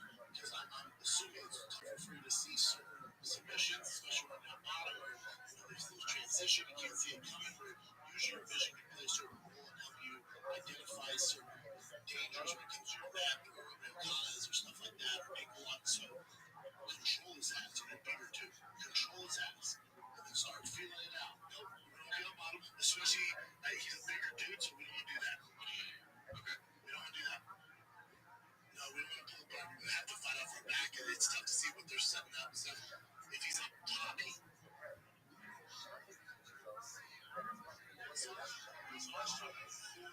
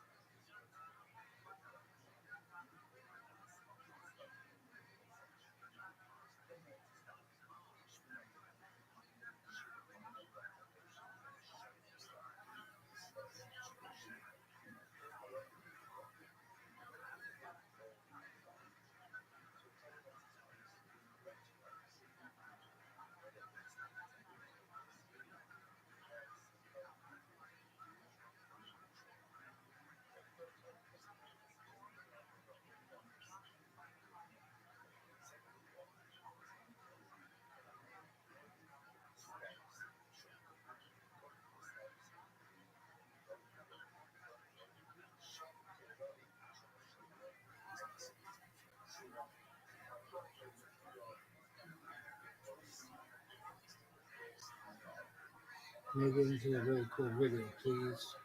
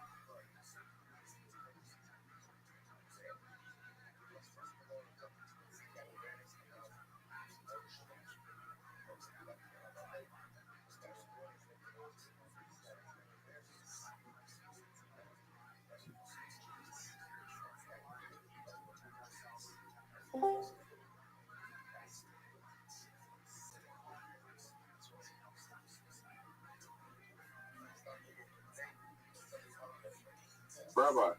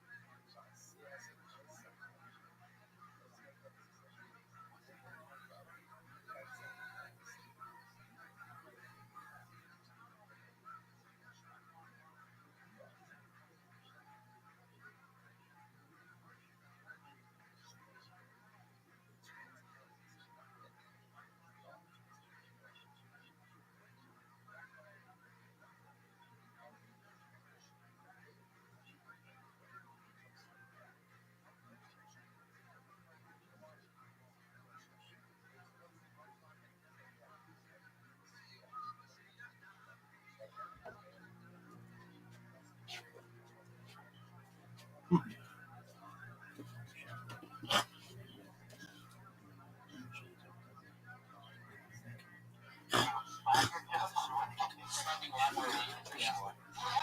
have to write every day. Yeah, you have to have a lot of fun with your life to be able to do it. Like, you have to have pent-up guilt. You know what I mean? Like, we also have to live life and right. just observe. Same vacationing, drinking, smoking, massage bars, everything. Riding your motorcycle fast down the highway. You know what I mean? Like, things that make you feel good, you need to absorb a lot of those so that you wake up like guilty, like, oh my god, I need to create some shit or else I'm not doing anything. See, I feel like I am creating when I'm paying attention. Right. So I try not to listen to music. Like if I go on an extra, if I walk, go on a walk or a run, I just try to always be aware. I always say that I'm not a comedian. I just get paid to notice things that most people don't notice. And I also want to say to you that, like, if you're gonna do an impression, don't ever do an impression of someone that someone else has done an impression of. Right. Because you'll always be compared to the person who did that. Do you do impression Christopher better. Walken? Yeah. Yeah, I would be more impressed if you couldn't do Christopher Walken because everybody does. Well, she just said, I don't do the Christopher Walken's Red Man music, right? The frog. It's so mean to death. Hold on. The ultimate set for impression would be like, this is Kermit the Frog, Robert De Niro, Christopher Walken, Rocky Balboa, and De Niro. Barack Obama at a party, and then you do it. Yeah, I was trying to make the joke ironically funny in the sense that I was trying so hard to be funny, and it wasn't funny. That it we really know. That's Taylor Dean, everybody. There he goes. Really unbelievable. He did nothing for a minute straight, and the Patriot goes, hey, how do you write a joke? He didn't even ask. The Patriot asked. All right, we have actually run out of time. What we're going to do now is we're going to get a regular segment on the show, since she was the only female here, figuring it together for at Sarah Dresses, everybody. Here she is. She basically started stand-up on this stage on the very first show because we noticed that there were no women. She was here. Ever since then, we've said, hey, whatever you write in a week, come back, we'll keep it going. So it's like, you've heard of Build-A-Bear. We're sort of like building a female comic here. And this is our third installment. Sarah, go ahead. Everything except for pronouncing my actual last name. Well, if you want to, okay. Okay, all right. Sarah Mustajabi, everybody. So I went to E3 last week. Do you guys know what E3 is? Electronic Penis Emporium 2013. It's a lot of dudes. It's dudes on dudes on dudes. Tons of dudes. Going to E3 as a girl is like crossing the Texas state line and being anything but a white dude. It's very difficult, and people just, I fuck what you doing here, boy. Like, that is your entire wandering around. There's this big thing with everyone thinks that girls that are gaming are, like, faking it, right? They're faking it because, I've always wanted to fuck a guy that smells like popcorn in my mom's basement. Fucking every day of my life. There are three different kinds of guys that go to a game or convention, play video games in general. There is a vagina that's not being streamed to me over the internet is terrifying guy. They're just fucking mortified of anything with breasts. Or there's the I haven't quite met you yet, but I'm already going in for a hug guy. Like, hi, how are you? Okay, that's your body. All right, okay. And then there's like the late blooming bro, which is like, I'm assuming that in high school they were like loser fucks, but at 30 years old, goddammit, they are so good at Madden. They're fucking FIFA All-Stars, So, yeah, wow, that's amazing. That's a whole new minute. Oh my gosh. I liked it. I said they were creating a fucking monster. I know, that was pretty good. It's totally your perspective. Absolutely. I'd say slow down. I mean, you really haven't been doing much stand-up comedy at all. 3 weeks. Yeah. What's the first word when you say E3? You guys know what E3 is? It's blah, blah, blah. It's E3. It's like the video game Penis Emporium. Okay. I was say one of those. I was saying like Sausage Fest, but I feel like that. I think you could say one of those E's doesn't stand for estrogen. Okay, yeah. Right. Yeah, I was like the only female game. Right. That's I don't know if you guys have heard of this, but you also have to spell it out for what it is. I went to this video game convention. You may have heard of it. It's called E3. I don't know what it stands for, but I know one of those E's doesn't stand for estrogen. Yeah. And Yeah, then, that's awesome. then you go write down everything. But you also, it's important to remember how important this setup is. And if people don't know what E3 is, then, Right. then they're trying to catch up the whole time. Like, oh, she said gaming, but I don't know. Oh, okay. And I like that you were describing the kinds of guys that were there, but I think those need to be a little bit more specific. Yeah, and slow that down. See, she was going through that. Yeah. I'm a little nervous. I wouldn't even do it. I did the same thing when I And first. also, you're going to want to expect some laughs and take a second. You know what I mean? Like, da-da-da-da. Right. But also when you said popcorn in my mom's basement, I mean, I feel like my mom's basement kind of gets beat to death, so I would think of another specific snack that's kind of nerdy. Yeah, I would say it's like popcorn, feet, and penis. Well, also, like, instead of popcorn, you know what I mean? Like, kettle corn is funnier than popcorn. Yeah. You know what I mean? Yeah. Like, that's what I'm saying. Like, or if there's a different snack that you can, like, you smell like Funyuns and, you know, whatever. Keep the thought of it. You don't have to do a rule of three joke and say penis. I would try to stay away from that type of mentality when you can. Like, you gotta laugh at popcorn in Mom's basement. It'd be funnier in kettle corn in Mom's basement. I definitely wouldn't. Or it'd be kettle corn and he smelled like kettle corn and hand-me-down clothes or something. You know, like something that's like. Yeah. Kettle corn and good job. Kettle corn and the Burger King bathroom. Yeah. Whatever, yeah. Yeah, anything specific. Like, you can keep testing different ones out and see which one feels better. The cool thing was you wrote and came back the next week, which is fucking genius because you didn't just try to do this. I wasn't here last week, but you didn't just try to come in and do the stuff from last week, right? No, it's different every week. And that's the part of when you're a comedian, that you have to keep exploring it, you know what I'm saying? And if you don't, you're never going to figure out where you're going to go. But I think it's good too because it's so personal. Like, it's a real story. Exactly. And like, until you can start talking about yourself and who you are, like if you really are a gamer, you should really dive into that. Totally. Because that is a great niche Right. for a woman. And it's totally a great time for that. Nerds have taken over the world, and you're like a fetish at this point. Yeah. Sarah Dresses on Twitter, guys. Give it up, Sarah. Yeah. Hopefully she'll be back next week. I want to say something before we split. Thanks for having me on, guys. I was going to say thank you to Dean Del Rey. That's at Dean Del Rey on Twitter. What's happening with you, Dean? Let's see. Going to the Hoya Comedy Store with Chris Porter next month. So if you're out there, please come out. We're going to be doing a rock and roll show. And Tony's going to be on my podcast, Let Me Talk, next week. Yep. So there you go. The lovely Sarah Tiana, thank you so much for being here. Thank you for having me. Oh, yeah.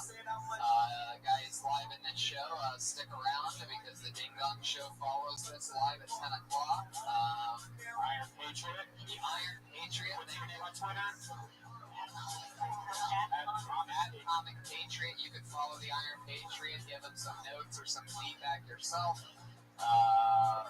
Thanks for listening. Thanks, Brian Redband. We do this every Monday, 8 o'clock, guys. And we're following. Next up is the Ding Dong Show, so stick around for the Ding Dong Show. There you go. Thanks, everybody. I'm here early. What pussy? Hey, down.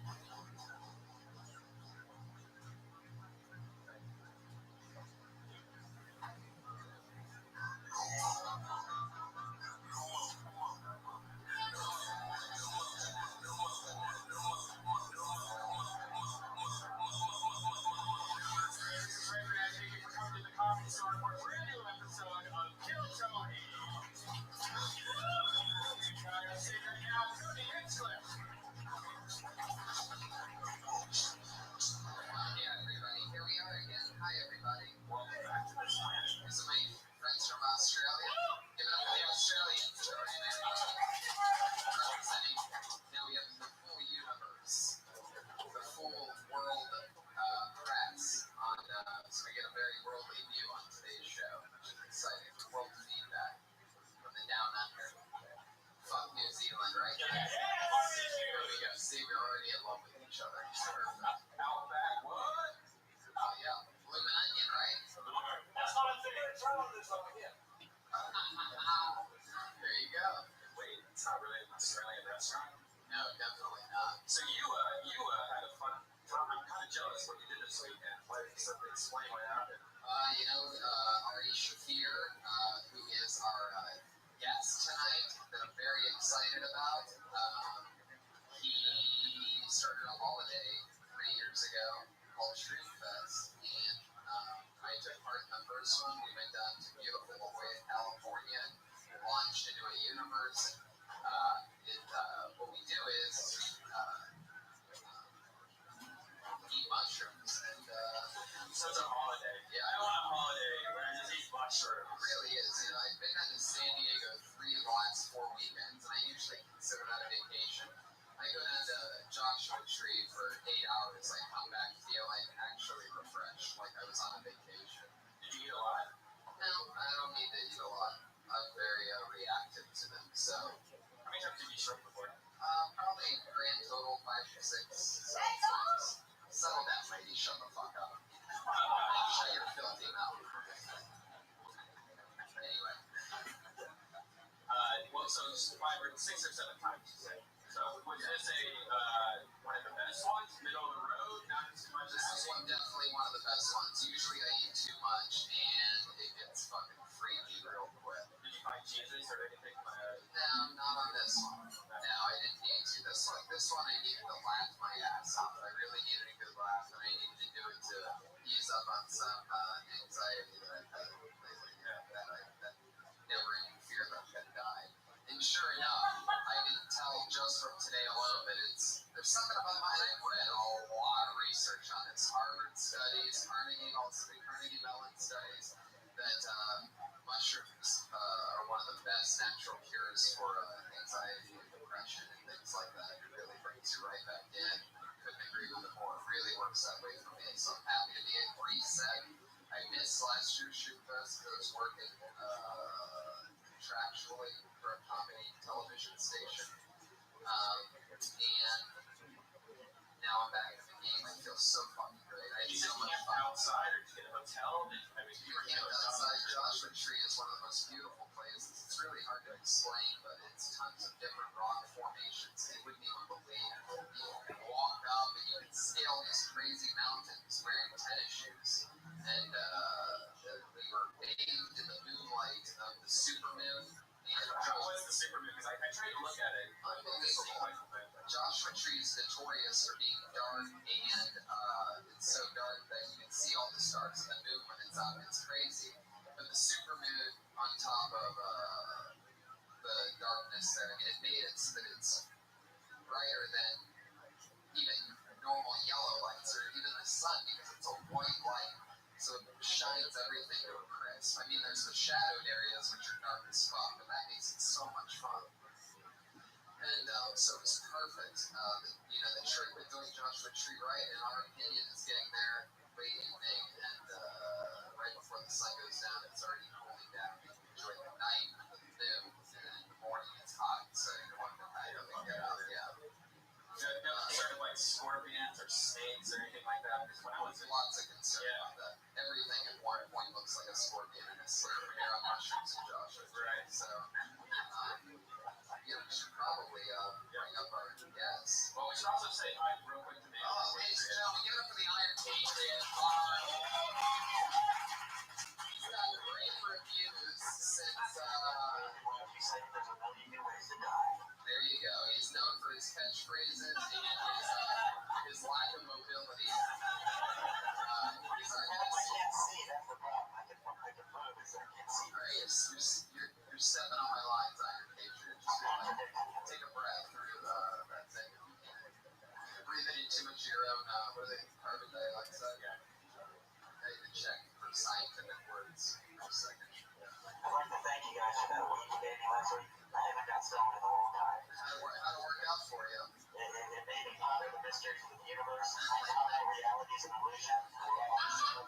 I guess I'm guilty of smoking really good pot. That was just a sativa. Pondering the mysteries of the universe, realizing that what was it? Realizing that we're all the center of our own universe. That's all the dream. I love you, Iron Patriot. You know what? One of my favorite things is to now, watch the clock tick as we get to showtime here, which is normally scheduled for 8. We start a few minutes after.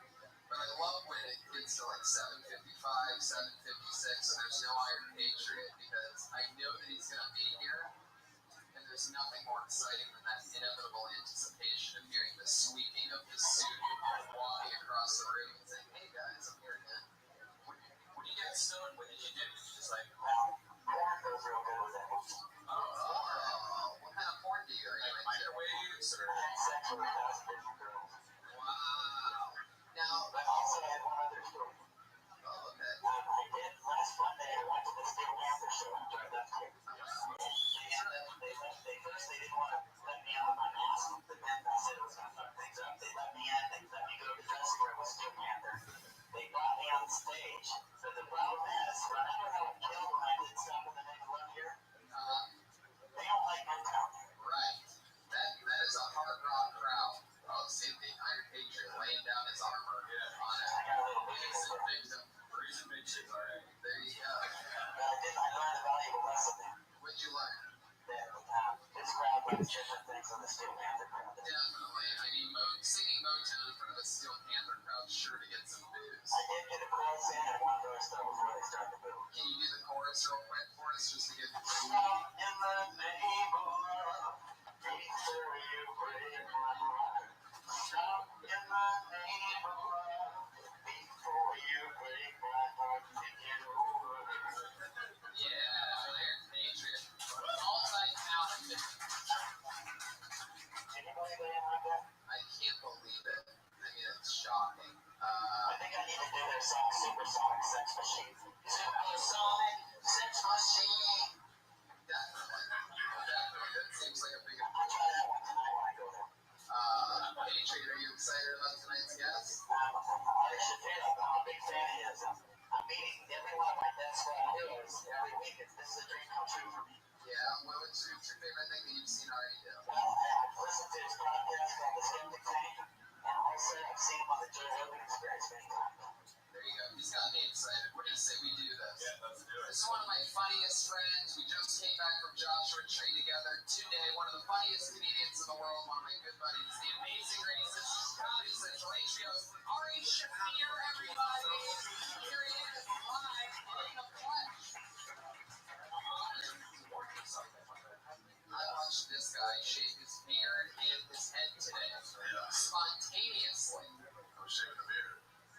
In the wilderness. Just did it like an animal. Did you do the whole thing? There you go. See that? Look at this guy. He can just do whatever he wants. I do whatever I want. And you looked cool throughout the entire thing. He started with the top middle, and he pulled off like this Daniel Day-Lewis, and he had like these chops. It was crazy. And then you go, it's amazing how fast you can go from Jewish to German. Yeah. With a quick trim of that everything. I try to creep tickets, but my glasses off. Oh my god.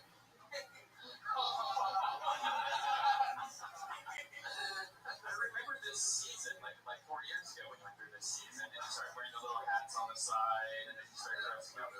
Yeah. You have so many different eras of the look. Yeah. I mix it up. I like to mix it up. That way I can, I don't know. I can't go facial hair, so I like the choice. I just do it with laziness. So, did you have good shrimp? Did you have good team?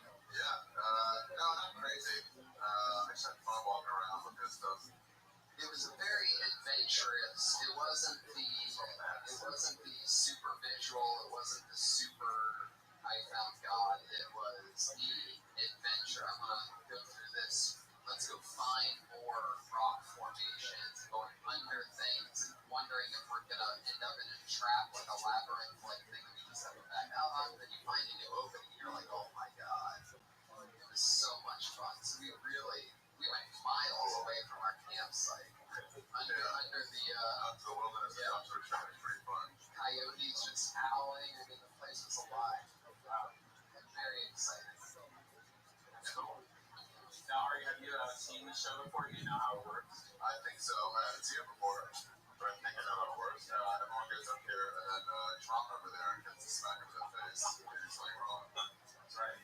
Tron. Whatever. I am Patriots, a big fan of yours. Sorry. Nice. It was an honor. Yeah. Honor. I love it. Well, what do you say we get the shit thing started? What do you think? All right, everybody, this is how it happens. You guys ready to just kick this thing off or what? Yeah. I gotta say things like that, and then we maybe you can clap and then get into it. All right, if you don't know, comedians do a minute, and then we talk about it. Going up first tonight, lucky number 20, Jeffrey Feldman, everybody. More people sign up than ever before tonight. This is a record sign up. Over 27 young, rising, and some old, not rising comedians sign up tonight. We're going to go for Jeffrey Feldman, everybody. Here he is.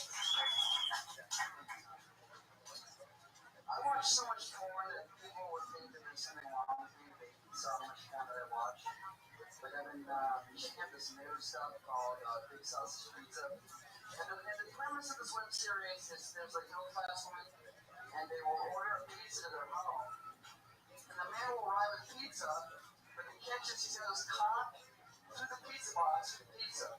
And the woman sucks his dick to the pizza, which is a completely logical response that if somebody delivers a pizza to your house with some cock to your pizza. But I feel for these people, right? I feel for these guys. Because first of all, they have to run the commission, all right? And if they get through the trouble of cutting a hole in the center of a pizza box, right? Driving to daily traffic to somebody's place residence and delivering this pizza, right? They better be the thick sauce, because that cheese is scalding hot on their scrotum, right? Does that matter? Yeah, there we go. 47 seconds. They get a sound effect. Just the meow of the cat. Yeah. Like that. But he did 47 seconds. The pizza box, scolding hot, cheese. Oh, that's just a point. It's not scolding hot. It's scalding hot. Scalding hot. Yeah. Scallion hot. Scald. It's really hot. Yeah. That lady is a wildfire over here. For lady's title. Heck yeah. Real lady. Hey, also, pizza delivery guys don't want to commission. It's true. They get paid by the hour and tip. So. Yeah. I delivered 9 out of 10 pizzas. You don't get to do anything extra or less. You just give them the pizza. What's happening, Dino? DJ Ray, swinging in front row. Love it. Honestly, I didn't really listen to the first half of the joke. Well, it was a long setup. So it was a bit long. You did some punchline there before the scolding hot. I like that the guys did suck. I was happy for him. Yeah. And maybe there's something in, like, how could it be that easy for a pizza guy to get his dick sucked? Oh, I don't think it was easy at all. To cut a hole in the box and stick your dick through it. It took a lot of effort. Oh, yeah, it does. You know, what's interesting is that if you can close the box, then that means that your penis would only be like, so, like, I wonder how much they actually, like, I never really see that, like, I've heard of that porn. I click on much more interesting shit than the pizza girl. I don't watch that. I always go 2.5 minutes in straight to the blowjob on every porno that I watch. I like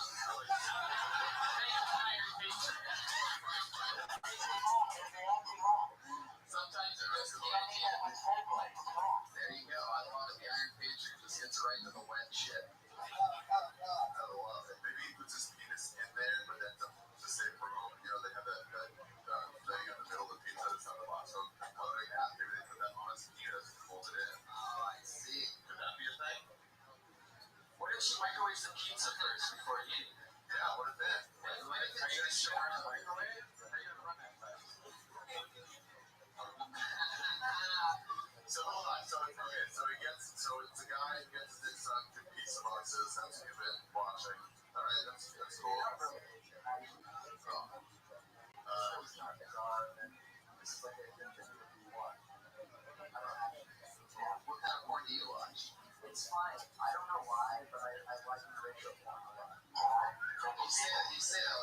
really, really, really drawn to like interracial. I don't know why you're gonna hate me.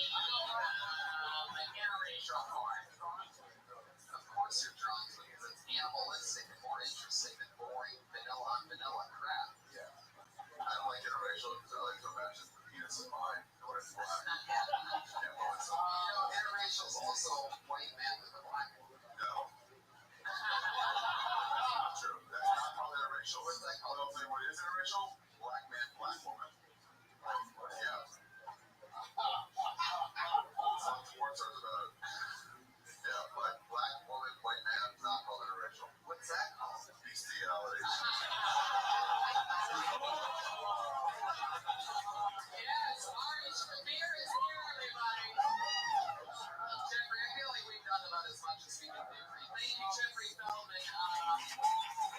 Sure.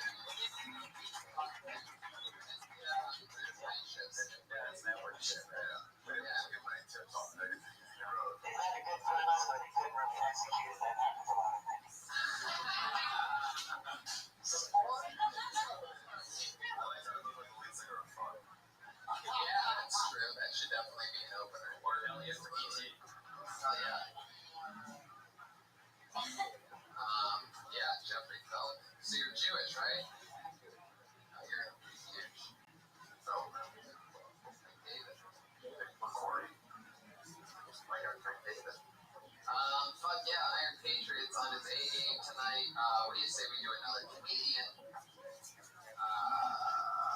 I reach into the bucket. You guys ready for more or what, live audience? Fuck yeah.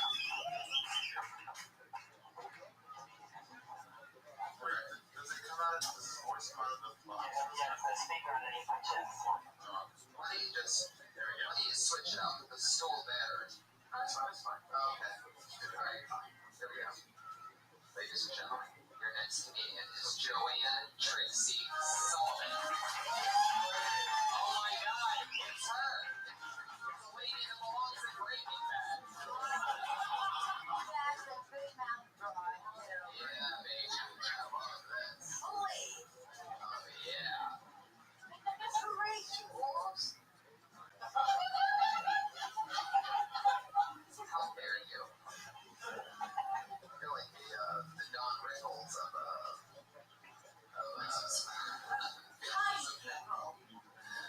okay, go ahead, do your minute, Trixie. Give it up for Trixie, everybody. Here we go. My nickname's Trixie. My name's Joanne Marie Sullivan. I'm Irish. Italian. That's the trifecta of baby makers in the Midwest. I was second oldest of 8. Changing diapers, cloth diapers, and washing them in a ringer washer at age 6. Yeah, I'm that old. Get over it. Plastic diapers have not yet been invented. Please. So all these guys go, I love you. I want to marry you. I want to have my babies. I'm like, well, dude, if you give birth to them and take care of them, I'm there. But since that's not a reality, no thanks. You're a bitch or a lesbian. I said, I'm a bitch. Okay, get over it. Anyway, so dude's like so silly. We said, hey, this guy says, we're eyeballing each other in a bar. Ooh, serious eyeballing. Girls, you know what I mean? Eyeballing.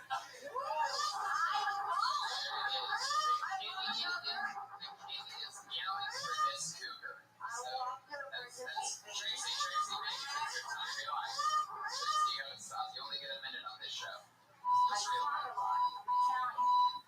There you go. First of all, I love your catchphrase, which I believe is deal with it. Get over it. Get over it. Get over it. That's like your get her done.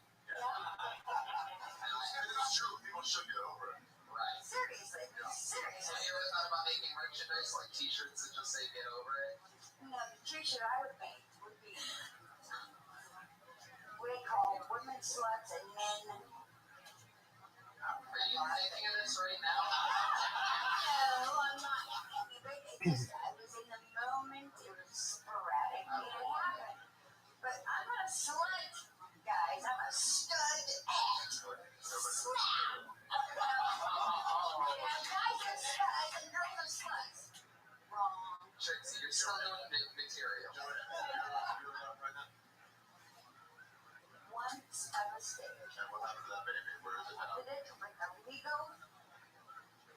Leo, get over it.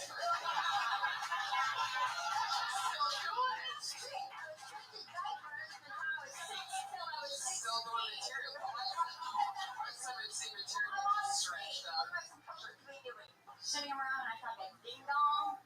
Don't met here. Oh my God, Tracy, shut your mouth for a second, all right? Okay, 1,000. That was 1 second. Oh my God, she's got the blue stuff, everybody. What blue stuff you talking Have you ever had an STD, Tracy? The only thing I ever had was crabs at age 19, and I thought I was going to die. Literally. That's the only thing I ever caught was crabs. So you haven't gotten blood work? You haven't had blood work done since you were 19? Oh, please, are you kidding me? I've got a lover who was 20 years younger than I am. I was on my way, doing my makeup to Tracy.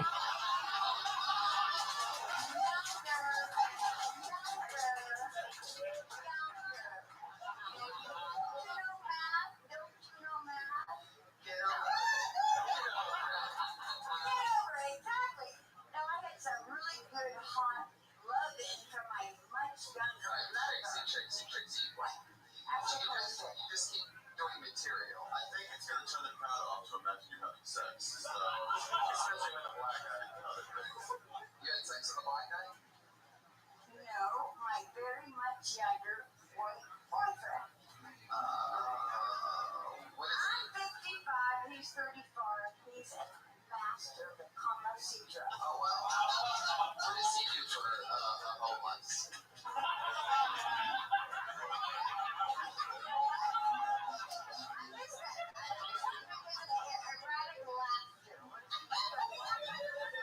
How does he earn his living? He is a computer forensic scientist. Holy shit. If you lose something in your hard drive, he can find it. If somebody's messing around with you and they don't want you to know about it and they're trying to hide it, he can find it. So don't even mess with him, because he'll find it. How do you get younger guys? What's your trick?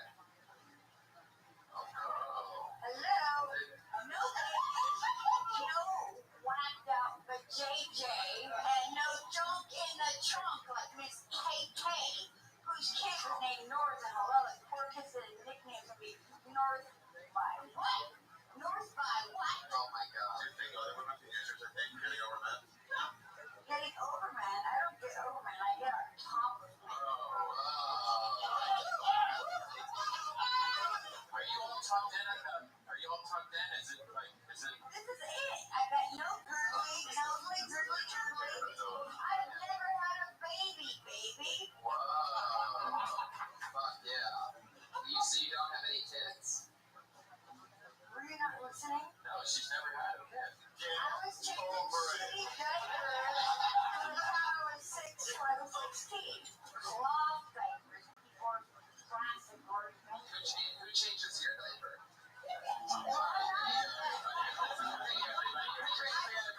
You were great, Tracy. Thank you. Thank you, Tracy. You're great. Watch out. Watch the cord. Be careful. Yeah, I like to get over it. Oh, yeah. She's got branding going on. I love it. There wasn't a single wrinkle in all the material that I saw. Really, really solid. I love the haircut. Looks like, all right. Let's keep it moving along. looks like what? I like how she's nuts. Yeah. She's crazy in bed. Just charisma all the way. I bet she is crazy in bed. I bet she's Yo, crazy Zoo. in bed as well. She's crazy. There you go. Alright, Rabbi, I cannot relate concept. What's that, big dog? Do you mind telling us your age? It's called multiple scenario audience comedy. What is that? Hey, MFA. It's when you're doing a set and the crowd, one crowd doesn't like it, and then you use that set in another crowd and they like it, so you have to come up with a scenario to save yourself. So you have to have multiple jokes in the scenario if the crowd doesn't like it. So You gotta start. If the audience doesn't like your set, you gotta start shitting on yourself set to save yourself. I don't get it. How about you just be funny? No, all right. I've seen it before that like this girl was on stage and her set was going really bad, and she saved herself from making fun of how shit her set was going. Okay, how did she do that? How'd you do that? That's what I asked. She just tied it into her jokes and saved like the last 2 minutes of her set, and then did everything about how bad she was going on stage. She was just like, this. You know what else? She was just like, you know what else is fucking shit? This set. It's just fucking hilarious. Came out of nowhere. I don't get it, Zoot. But I don't get your idea. What do you do? multiple scenarios, so some jokes work on some crowds and some don't. So you have to have a backup plan to how to handle those scenarios. Okay, does that mean you're getting your phone fixed on Wednesday? I'll be working Wednesday. What are you doing Wednesday? Performing. Okay, are you gonna get your phone fixed? Maybe. So, when are you gonna go viral? Zoot, I just want to play games with you, okay? I'm going viral is a lot more difficult than getting your phone fixed. Is that Jacob Huss? Jet ski? What are you saying? I remember my only person from Adelaide just getting this shit. No, Who?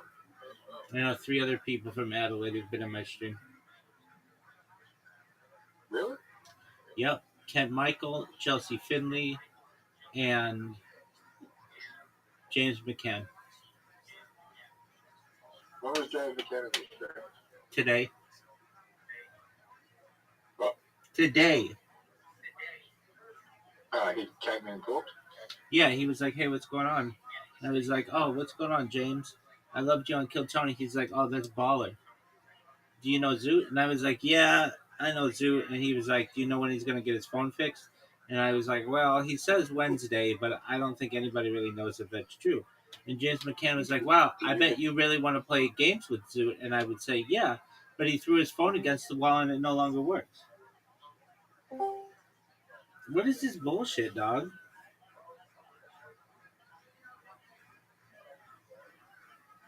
Zoot.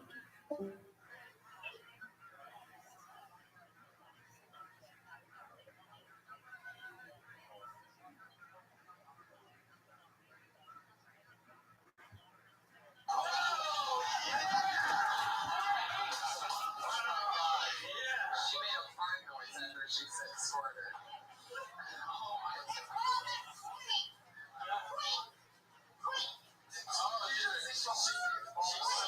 She's queen. She's a squirter queen. When she queen, she squirts. Are you wearing dad shirts?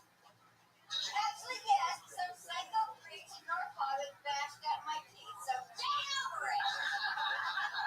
I only know because I saw your top set of teeth fall out for a second when you were just yelling. You know what? I'm not gonna be a little Miss Pussy person pretending it didn't happen.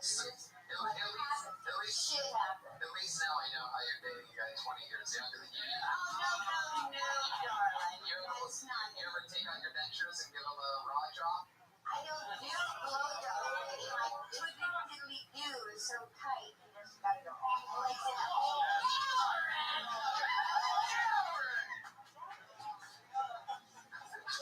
Italy, do.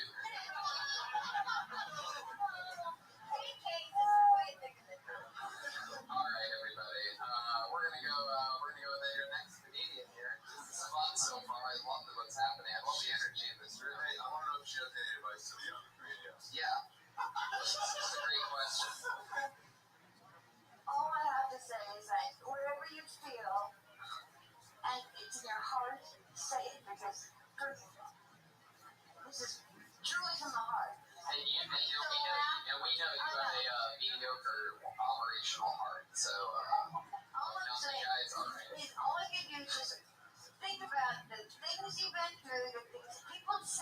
and what you have to live through, and just spurt it out as honest as you can, and people are going to find it funny because people say, what do you do when you want to grow up? Like, hey, bitch, you're looking at it, so get over it. That's good advice. Well, I'm definitely over talking to Trixie, so you're welcome. Put your hands together for your next comedian. Who knows what could happen here? It's Kyle Shore, everybody.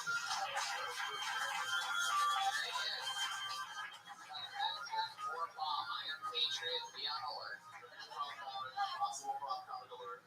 Yeah. So I'm a 30-something computer forensic scientist.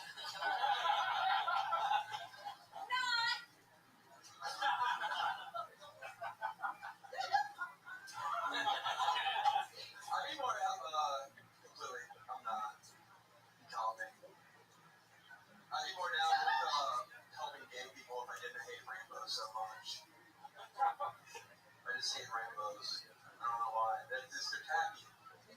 I'm not saying segregate all the colors. I am saying I'm white from the South. I just don't like rainbows. You can't. Why you throw all the colors together? Like at least make it 3 colors or 4 colors like every other flag in the world.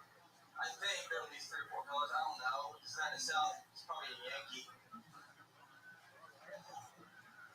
It's probably your cousin's weird. Well, I think I'll bet you at the family reunion. All right. Everybody settle down in here. Obviously, we created a rocket. Trixie, just settle down. You don't have to leave. Just stop talking. You're answering rhetorical questions that comedians are talking about now. Hey, zip it. No more talking. You know you listen to. See, that's a lady right there. She's the queen of the comedy store. See how polite and behaved she is? Take an example from a real woman, Trixie. Oh, no, don't say it like that. All right. Nothing worse than making a 55-year-old woman cry real quick in the middle of the night. All right, I'm just kidding. You shut up, please. Anyway, I swear. So, was the material that was thrown all over by Trixie? Definitely. Let's face the facts. A heckling from Trixie is a heckling that nobody wants. Nobody knows. Starting off with what just happened. It's true. He rode the wave, and Trixie stopped Dude, talking. you're mean. If you can't stop talking, you're gonna have to leave. You're mean. Believing? You're just a mean person. Kyle. Roa. What were we talking about? You just kind of got into Oh, the that whole racist thing. Yeah. You need to think about your actions, dog. You said that you'd be more likely to help the gays. People have been trying to explain a whole lot, but I know what. Moving, shopping, on the lawn. What do you mean help the gays? Yeah. Rabbi. What up, dude? Rainbows usually have like four colors. Yeah. It's not that The soul's captured on the moon. The people that try to remote view go to the moon and they get put into prison on the moon by the remote viewing police. Did you know that? And then they go into comas in real life. Do you think that's real? Have you ever killed anybody? Do you remember the discussion we're having about like reincarnation on the moon? Word, dog. I think. Get me out, Rabbi. You want to hear me out? I'm listening. I think our physical body is restricted from leaving Earth, but our consciousness is tied to multiple planets, and the moon is trapping people on Earth. And yeah. Where's your microphone? You're an American hero. You know what I think, Rabbi? What's that, Zoot?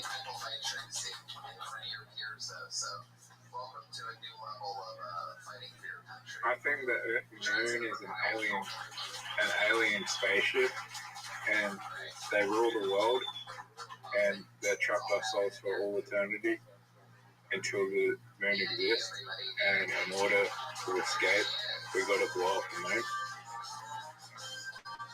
That would get rid of all of the tides. What? That would get rid of all the tides. Did I get rid of all the time? Word, dog. Yeah, I think consciousness is stuck on Earth, and in order to escape, we need to blow up the moon. It doesn't make any sense, dude. It does. We can't leave Earth and the forever reincarnated here until someone blows up the moon.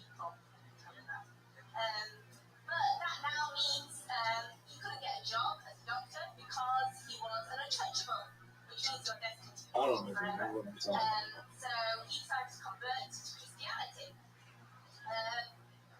about. What? What are the chances that one spaceship? What'd you say? What are the chances? Dog, I can't hear what you're saying. So what are the chances that one spaceship? I don't know. What do you think?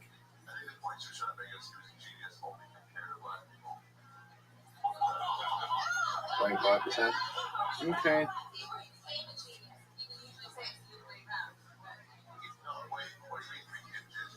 Zoo, when are we gonna play a game again?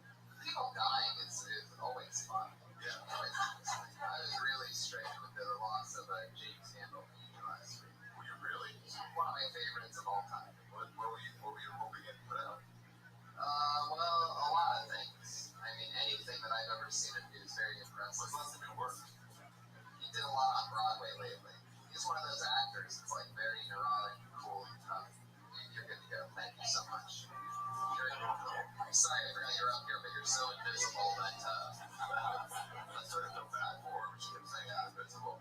Yeah, I know. That's like a really sad outlook on life. Do you understand anything that just happened over there? Not at all. Was that jokes? Nothing sounded like a joke. It sounded like some kind of story. It sounded like we were learning something, but we weren't laughing. Why didn't you just chime in earlier with that? There's nothing meaner than when the iron. I was with the funny, but it just didn't like match up. There was something there we learned. I don't know.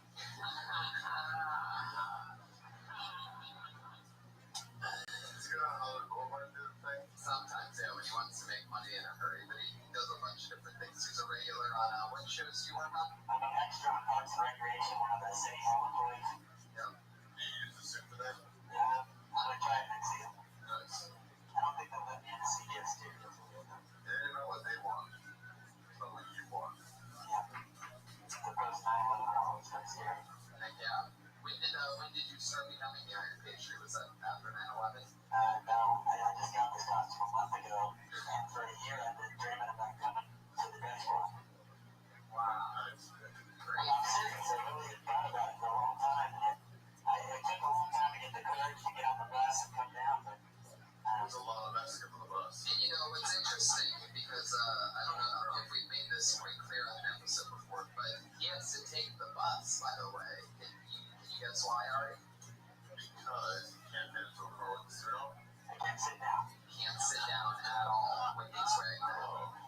And it's just it'd be a big hassle to come down here and drive and all that shit. Once I get off the bus, I'm ready to go. Right. And there's been some speculation that you're actually wearing the tents. No. So you just go right into your leg. I got an undersuit that does not sweat. What up there? I take care of all that before I go. I drink water and I go to the bathroom, so I don't have to take care of it for you. Yeah, a lot of flax and fiber. Yeah. What have to do with your video? Well, I don't have to. I'm not going to be drinking when I go out. I'm good for 4 hours or so. This diet is rich in iron. Alright, let's keep this fun train moving along. Your next comedian, everybody, put your hands together. For Tim Greer. Whoa, out of nowhere. Just before he was about to get blacklisted. No, that's what we do to people when they don't show up for their slots. I wasn't talking about the blatant color of your skin. Tim Greer, everybody, here we go. Yeah, my friend Tim Greer, okay? Relax. So, I hate people that say stupid shit. Like YOLO. Like, that's the thing. If y'all know what YOLO means, YOLO means you only live once. You only fuck live twice. Like, seriously, people like hashtag and Instagram and Twitter and shit. Like, honestly, I wouldn't follow the person that lived once. Like, I would try to follow somebody that lived twice. You know? Like, Jesus.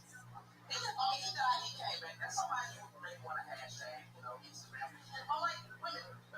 The dumb shit y'all say is you want to dream it. You want to dream that person. I'm just saying, like, you ain't actually meet them in your dream or your nightmares. My dad never let me play Mario or Zelda. He said he didn't want me saving homes. And I thought it was fun, you know?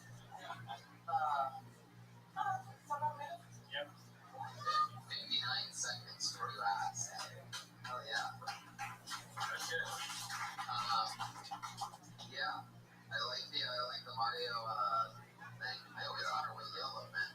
I never knew. Yeah. I've heard people saying that recently. I didn't know what that was. You really didn't know what that is? No, yeah, I know. I noticed a warning once I heard about neighborhood.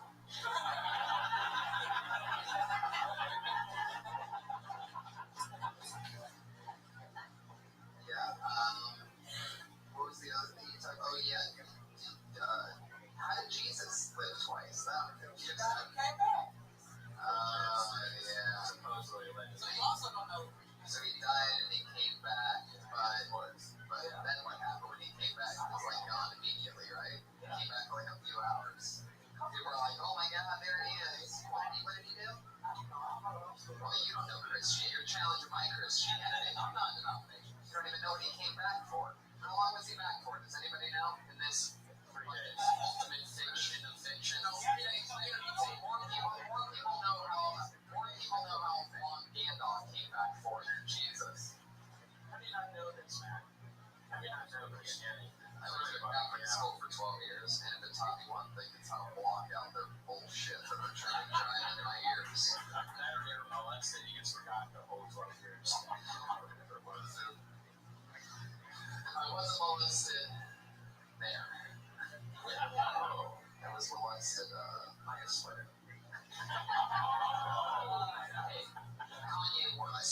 settle down, all right? I don't need jokes up here. Who do you think you are? You. Maybe Don the Magic Wand Wrinkles? Settle down here, roast jokes. What the fuck are we talking about? Oh yeah, Jesus. I got it. He came back twice. He lived twice. So. He was taken into heaven to sit at the right hand of the Father. There you go. There's our, not only our head of security, but also our head of scientific fact. Seriously, you said that, you read this show, went up to someone twice, like Jesus, but then you said it again for some reason. About following through those twice. Just like unnecessary. I was thinking maybe a Tupac hologram reference was coming. Oh yeah, maybe. Maybe something's there. Who else lives twice? Who else lives twice? Mario lives 3 times. Oh, there you go. You got a call back there for you. But there you go. Mario gets 3 lives. Yeah. The most that we've ever known about this too. So actually, even though it was about 9 lives, there you go. Cats have 9 lives. Mario cat is tremendous. Holy shit, that's like 27 lives. 87 lives. Yeah. That's like the turtle show. Yeah. Speaking of Mario, how do you feel a day after mushrooms? Tired. I can tell, man. It's like you guys both seem like it's like much. When you drink my urine or something? Yeah, I'm super refreshed. I just didn't get that. I didn't get the full amount of sleep that I needed to drive home with some games. Yeah, we do. Hey, Shane, have you been sleeping all lately? I've been sober. So, how's your sleep? I'm in the money for those mushrooms, though.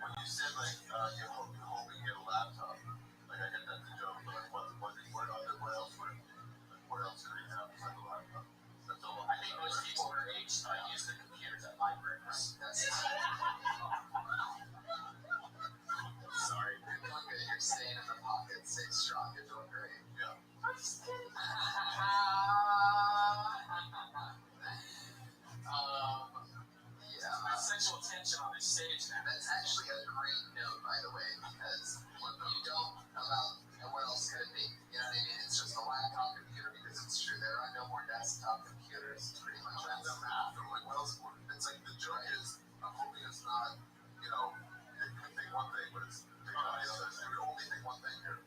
Right. Be a laptop. Yeah. Or else we send to the bathroom. Right. I think that was a joke. What else could it be? It could be. I mean, she couldn't be shitting. Or she's glad that he's not pooping. Like, in his dog. When you're on the toilet doing it, do you Skype from back to front or front to back? So maybe that's not a good joke. I'll drop that one. Well, maybe it is. Like, when I just say got a whack, you can always take that. I mean, you'd have to deliver it with precision timing. I love you, Robin. I love your spirit. You have a great sense of humor. Put your hands together for Robin. That's some good tags, by the way. You're acting like you didn't get it. That's some good stuff there. And you have some good jokes. I like the shorter story of the younger guys. Your Black Friday thing, do you really hook up with guys on that Black Guys on Friday? That was a good one. You do? What are you doing on Thursdays? All right, anyway.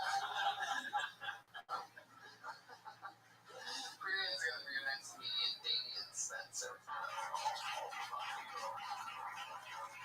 Damien Spencer. Blacklisted. Do you have a blacklist noise?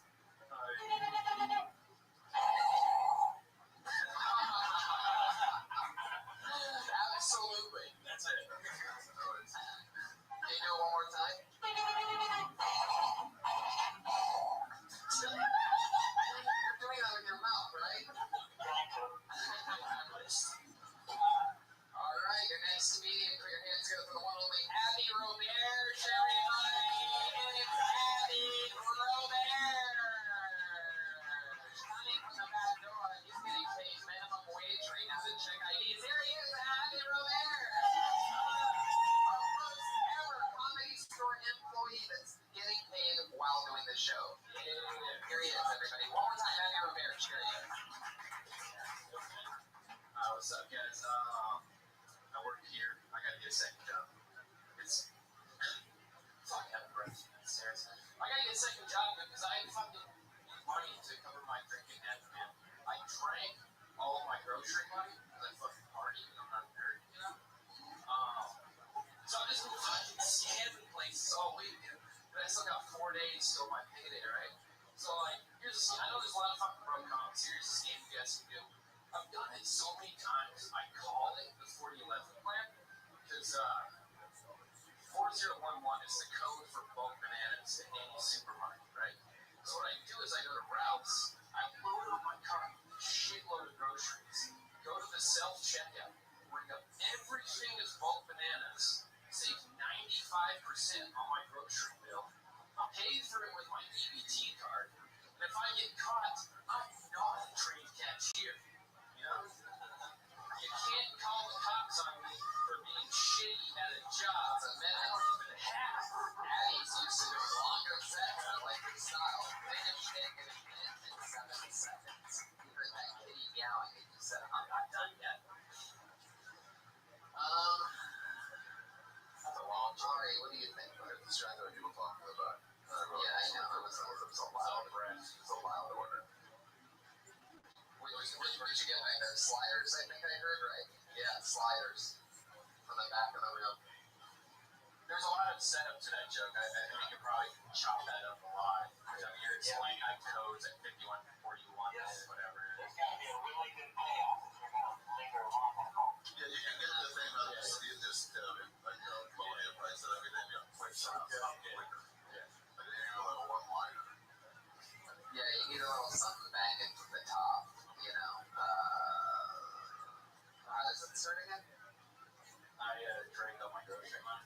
Oh, yeah, you drink all your grocery money, but you save money by bringing up everything that's bananas. Yeah. The punchline is you can't call the cops on me for being shitty at a job. All right. That's good. Yeah. You would have got to that faster, or at least threw in a couple grenades in the middle of that. Because, I mean, the whole setup, I'm like, great, I'm doing numbers in my head, I'm trying to figure out why bananas. Yeah, the longer you go without a line, the longer the more people, like one by one, like,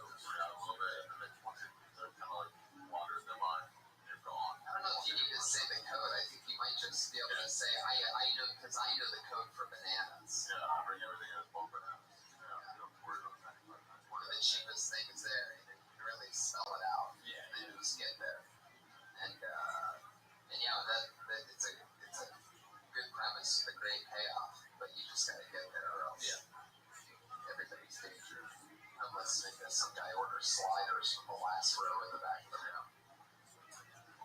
It's good. It's good. The best. Happy Roberge. Happy Roberge. Get it out there. I didn't know.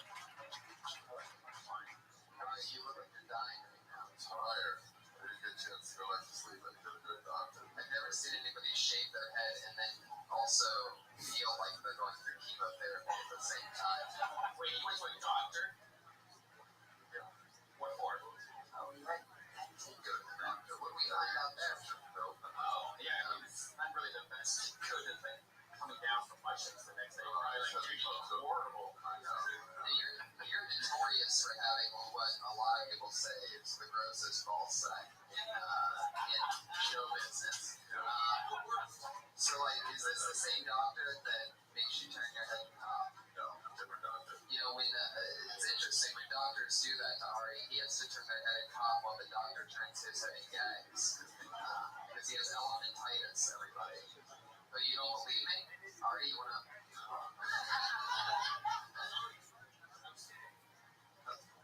Thank you. Iron Patriot, will you shoot that guy in the head for me, please? No, okay.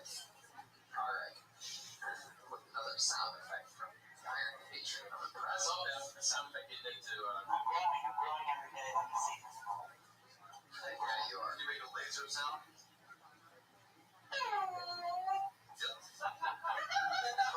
All y'all make me lose my mind up in. All y'all make me act a fool. That's right. I love the way that you do. Like, it's so like you have no choice but to do some form of the robot. How much does it cost? $3,500 to ship for gold. That's cool. I like it. Wow. I think we should have one of these one night going downtown. I agree. Yeah. Real pussy fat son's gonna get us. That's fantastic. We're all gonna get laid, right? We will. Ari, do you have a problem when you get really big? You go in a store, you buy shit that you definitely shouldn't have bought, or you just like buy things. Oh, yeah.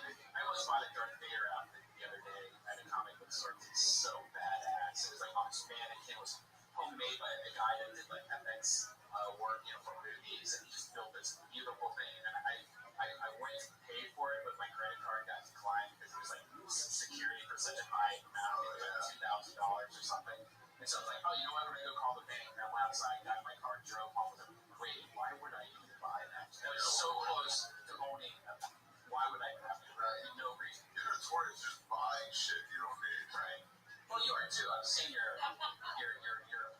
shit you've been getting on my that's over 10 years of that relation. Right. Yeah. Yeah. You're a hoarder. Wait, you also what you guys both have in common is that sometimes you'll buy things and it's on a line and you won't remember it when it gets delivered to your house. Like you bought like Snuggies and things like that. And Redman, for example, has Asian women that appear from Tokyo or whatever. Best thing that ever happened to me. I haven't smoked a cigarette since. You know, that's the most watched porn in California is Asian. Really? Yeah. How do you know that? I saw that statistic up there. That's because Asians are better at computers. They're on board. Yeah. Looking at porn. Why do you think that they blur out Asian vaginas? But yeah. Only Japanese. It's illegal to show penetration in Japan in porn. Wow. Right, you got tentacles coming out of it. What's the craziest thing you jerked off to recently? Tell the truth, Patriot. Honesty is the best policy. Wow, I love you. You're a real creep. Do you like to masturbate on the feet, or do you just like the look of the feet and masturbate? I think everybody appreciates a beautiful woman's foot. Don't you think? Yeah. It's arms and nice. I mean, you don't want big old man, big old toes. Right. That's what every foot fetish guy says. Yeah. I don't want butt, but who has butt? Right. Not many. Nobody. So what would be your perfect fantasy layout?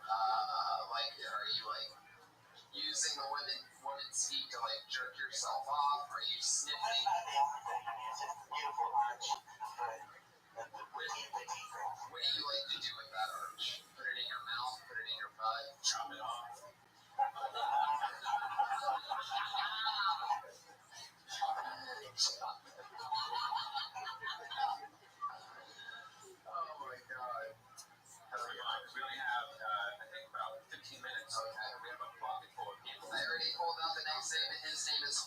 Rishi. What's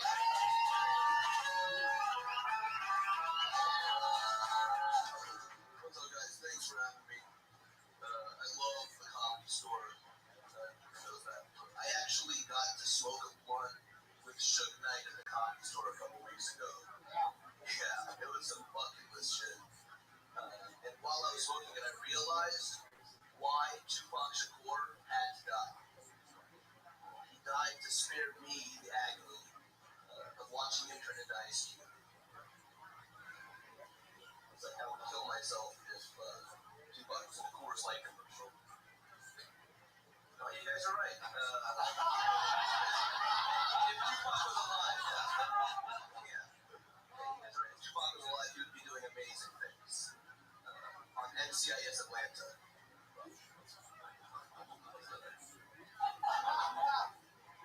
I do love Tupac. My favorite line of his is, I ain't a killer, but don't push me. Revenge is like the sweetest joy next to getting pussy. Because that tells you that for Tupac, pussy was number one. What it also tells you is that Tupac preferred revenge over blowjobs. Alright, you talking about Tupac? I mean, I just don't believe it.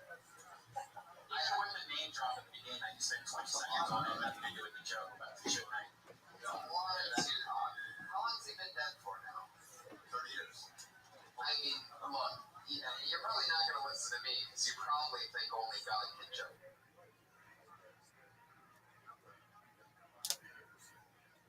What is this?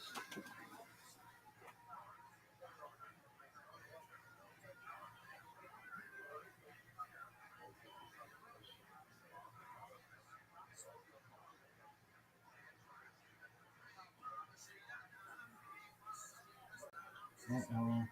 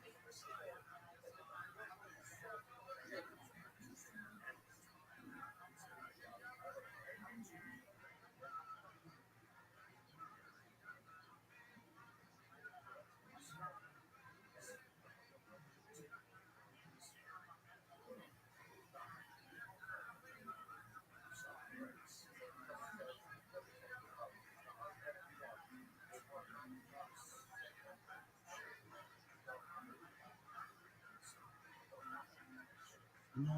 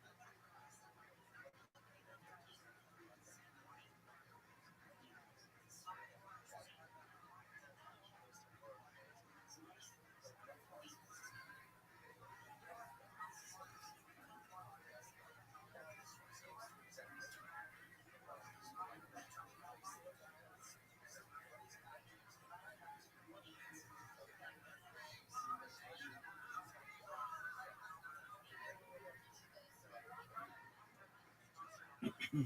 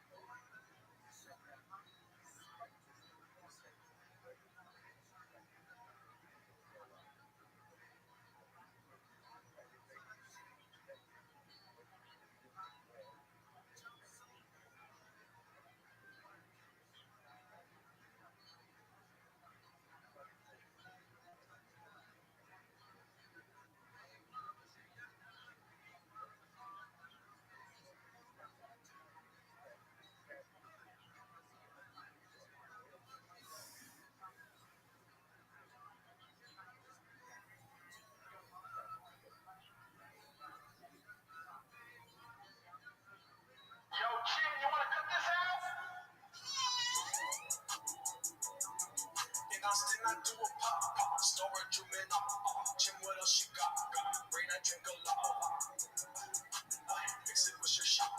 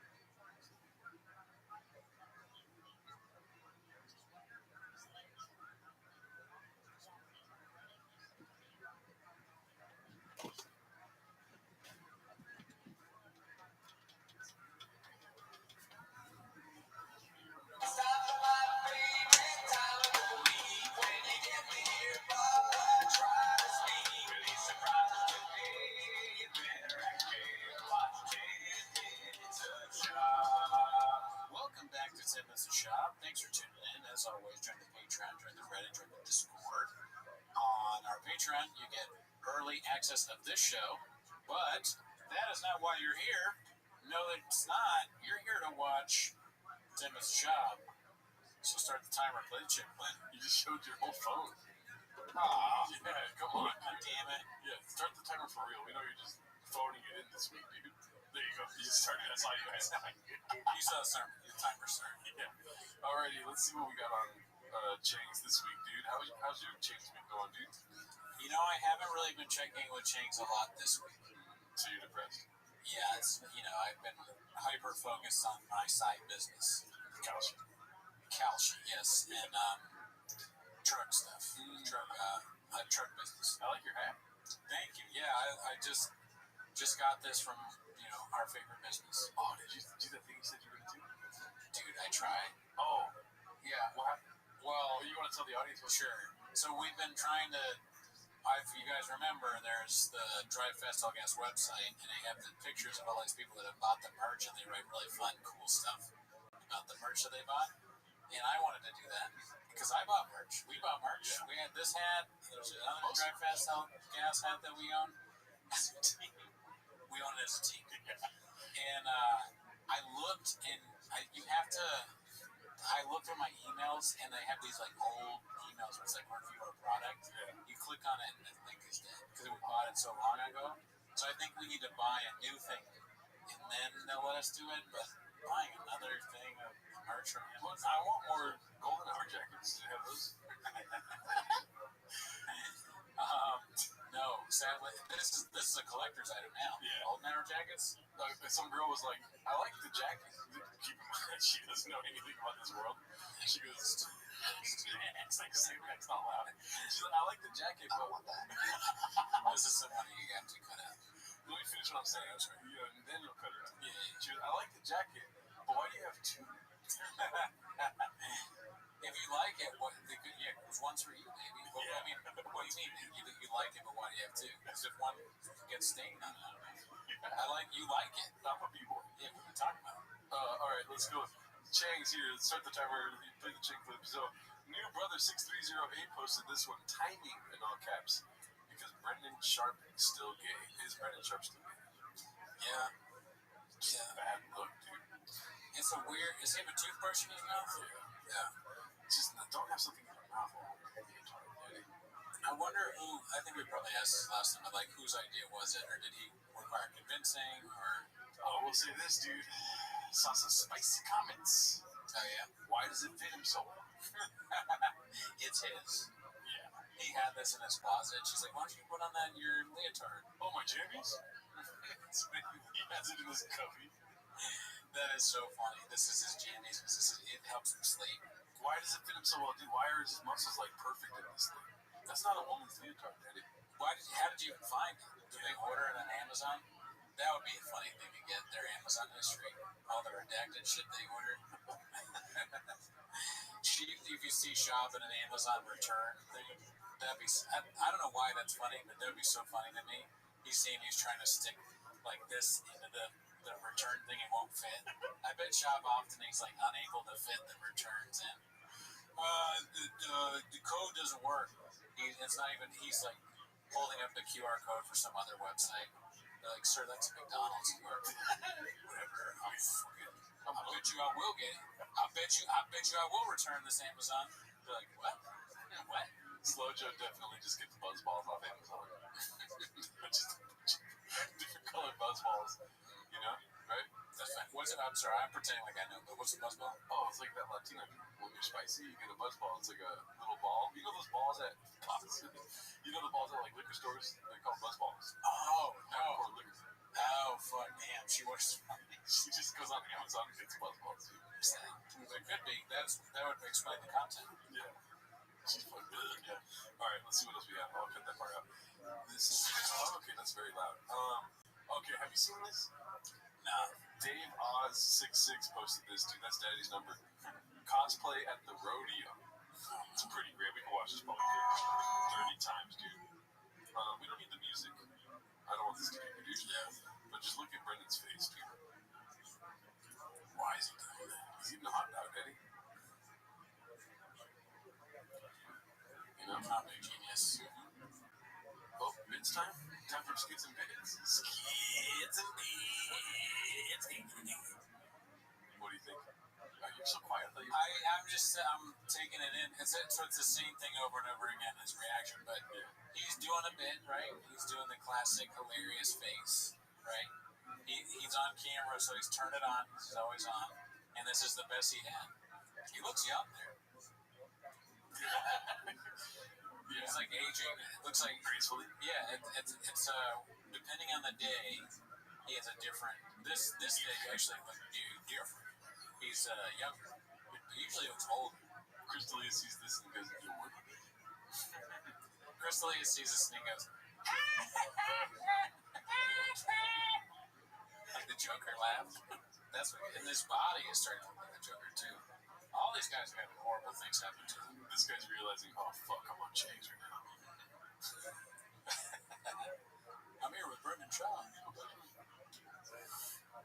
Yeah, dude. So that's Daddy's outfit. He's got the bandana on too. And I'll give him this too. He's also somebody he's gonna do the bit. You know? If the bit is dressing up like a cowboy or whatever it is, Brendan's like I'm not putting that on. He's never once said that. I'm not putting that on. That's something he just won't do. Dude, same with the leotard. Yep. This is big like 5'4" energy, you know? Right? Doesn't he look shorter? He does look smaller, yeah. He's got the smaller guy face on. The bandana makes you look shorter. I don't think a 6'2" Cowboys going to be wearing a bandana.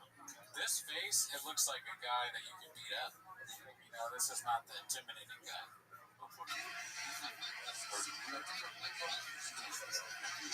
He looks like you caught him doing like something like bad. Like a kid that got him trying to steal cookies or something. Did you eat the cookies? Snorting at you. Yeah, did you DM the baddies again?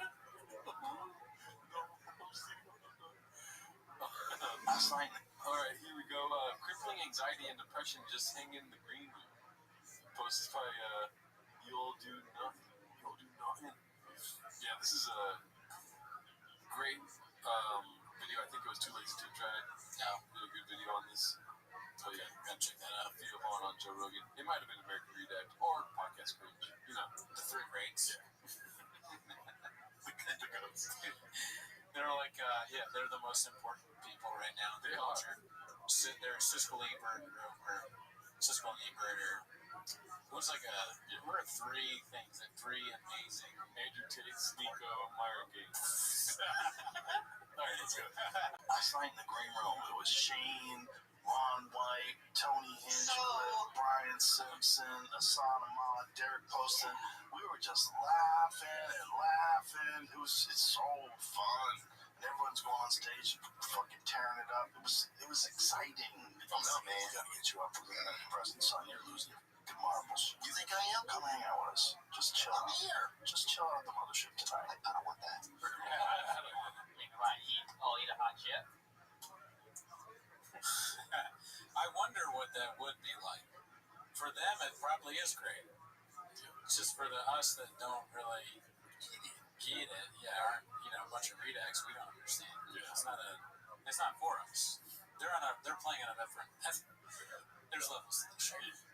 We're on like whatever level we're on, and they're 4D chess. I don't know, Cooney, because my doctor the other day said that I was going to take some medication. And I was like, dude, puppy, but I'm in the mothership. And he was like, oh, my bad, bro.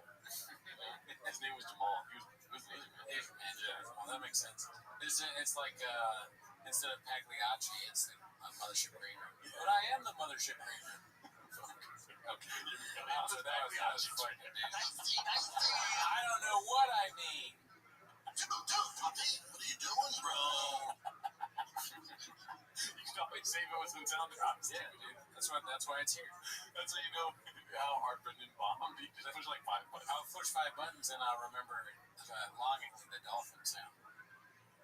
Unscathed. Yeah, that's why I left it. One usual 4460 posted this. Gotta love how her weight journey is documented with pics of her. Feel bad for Leopard in Minneapolis.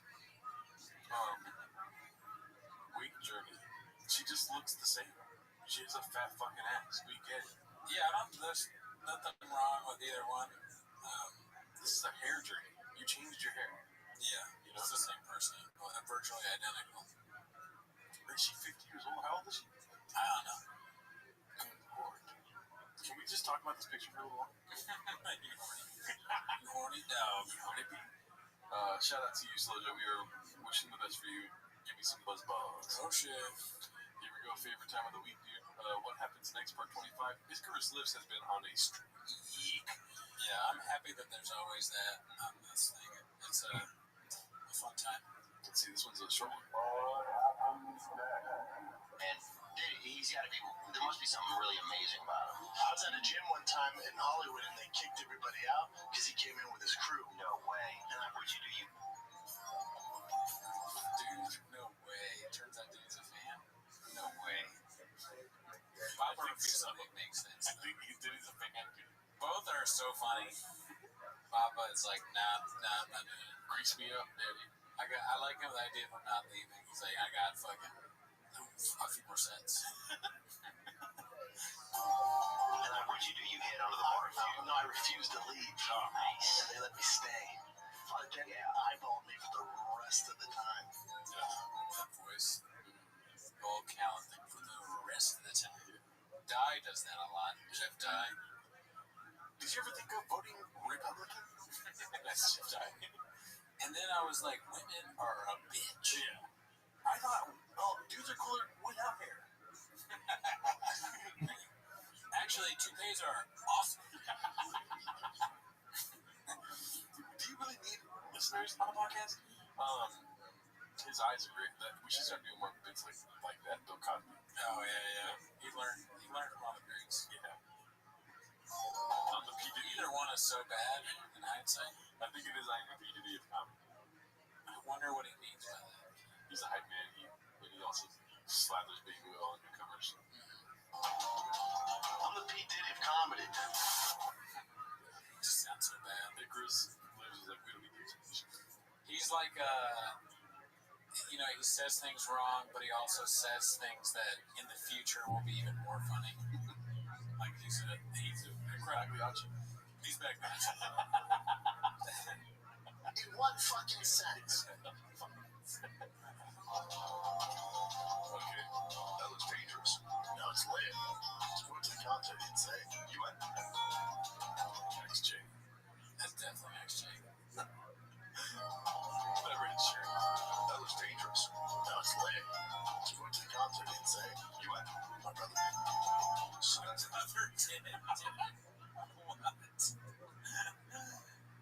Oh man. Dude, why does he do this to himself? I don't know. I mean, my brother. That's not the craziest thing, but just the fact that he always. It's always something. Yeah. He always says something about Jay. Jay. Jay is like his guy. Jay, in reality, Jay is his handler. You know, we always talk about like Brendan Schaub, he's a handler. Jay is Brendan Schaub's handler. Maybe what if he went with a girl, and so he realized, oh, I'm public right now. You know, my wife's gonna ask me about the concert. Yeah, I definitely went to. You know. Yeah, that's also a possibility. Jay just gets blamed for everything. He does. Jay is his alibi. XJ is anytime he's wrong because he knows Jay will fix it. It's kind of nice. Keep tagging me just I'm on social media. I don't have social media that people run for me. I'll check in. I'm on social media. I don't have social media that people run for me. I'll check in. Whatever. I don't see anything. Thanks for replying to me, though. Yeah, of course. I slid into your DMs, dog. Thanks for replying to me that I don't check it. Yeah. Why call him out like that, man? Mortgage needs LLC. Is that what this whole podcast is about? Like, we need a mortgage. He needs a mortgage. I hope he learned something on this episode so he can use it now. Dude, that'd be so funny. There's a coffee cake on the table. What? I am white as shit, Dallas. Yeah. Mark's got that Diet Coke on him, dude. This is before Papa was into Diet Coke. What if Papa got into Diet Coke after letting go of Mark? Facts. Wow, it's his last attachment to him. He's like, he cries. Give me Diet Coke. I love you, Mark. He's like, and Mark started drinking Diet Coke after me. Yeah, because you're a veteran. So my whole family's military. Not right. True, but my whole family's military. XJ's in the military right now. He has some sort of thing on his social media that tells him if it's military people. I guess. That's good. Yeah. That's real supportive. This is your face up here. Why? That makes sense. Brian said he couldn't tell, and then he was filming The Hangover 2 out there, and he was in a bar, and this lady was dancing. He's like, man, she is bad. He's like, they're on the dance floor making out, yeah, you're drunk. And then you go in the back room, he's like, we're making out. It's a handful of minutes. I wish there was more boner alerts. They did it once. Yeah. We kept it alive for a long time. It's hard when you don't hear it all the time. I want to hear more boner alerts. Yeah, but it's so redacted that even they won't do it. That's how redacted it is, but they did do it once. You're like, boner alert! We do it all the time. Yeah. They're not redacted enough. He's like, we're making out. Yeah, because I go down, I just get a handful of nuts. And I go, what'd you do? He goes, Can't make it happen. what'd you do? He goes, I don't want to hurt her feelings, so I kept making out with her. And I was like, oh, yeah. Patriot. Vampire. Actuals. Mental retard. You Genesis. A scared man. Really. Retard. Traitor. Vampire. Next level. Moses. I like that. Yeah. They They should do that with chain chefs like Danny Kaufman, Nick Grizzly. Nick Grizzly, yeah. John African. Do you want to talk about what Mark was texting us the other day? Oh, sure, yeah. Yeah, dude, Mark was texting us that Slow Joe's alleged brother was going Baja mode on him, dude. Yeah, out of nowhere, apparently, allegedly, Slow Joe's brother was like texting Mark saying that he sucks, he's like a loser, and like should stop going on podcasts. Yeah. But Mark had, in quintessential Mark form, there were 5 responses to one, and I'm just douching the guy. But the guy was so annoying. It's a classic, annoying commenter in text form. Yeah. Like, oh, you're really out here doing that, huh? That looks good. Not like smiley, laughing face. A lot of smiling, laughing faces. Yeah. And then when he's making a sarcastic comment, crying faces. Yeah. Wow, real unbothered, smiley face, laughing face. He said, this is allegedly Slow Joe's brother speaking. Funny how this whole interaction just proves how emotionally unintelligent you really are, laughing face. I was never stressed. M dash might be ChatGPT. Emotionally unintelligent. I was never stressed and never will be. Meanwhile, B has clearly been living rent-free in that empty head of yours, good usual. And jumping straight to violence, which we all know Mark jumps straight to violence. Yeah, same here, dude. Same. Your first response was, that's a lot of violence in the DNA of this chat or whatever. That's not tough, that's just unhinged. You might want to ease up on the roids or whatever you're taking. It's got you raging for no reason.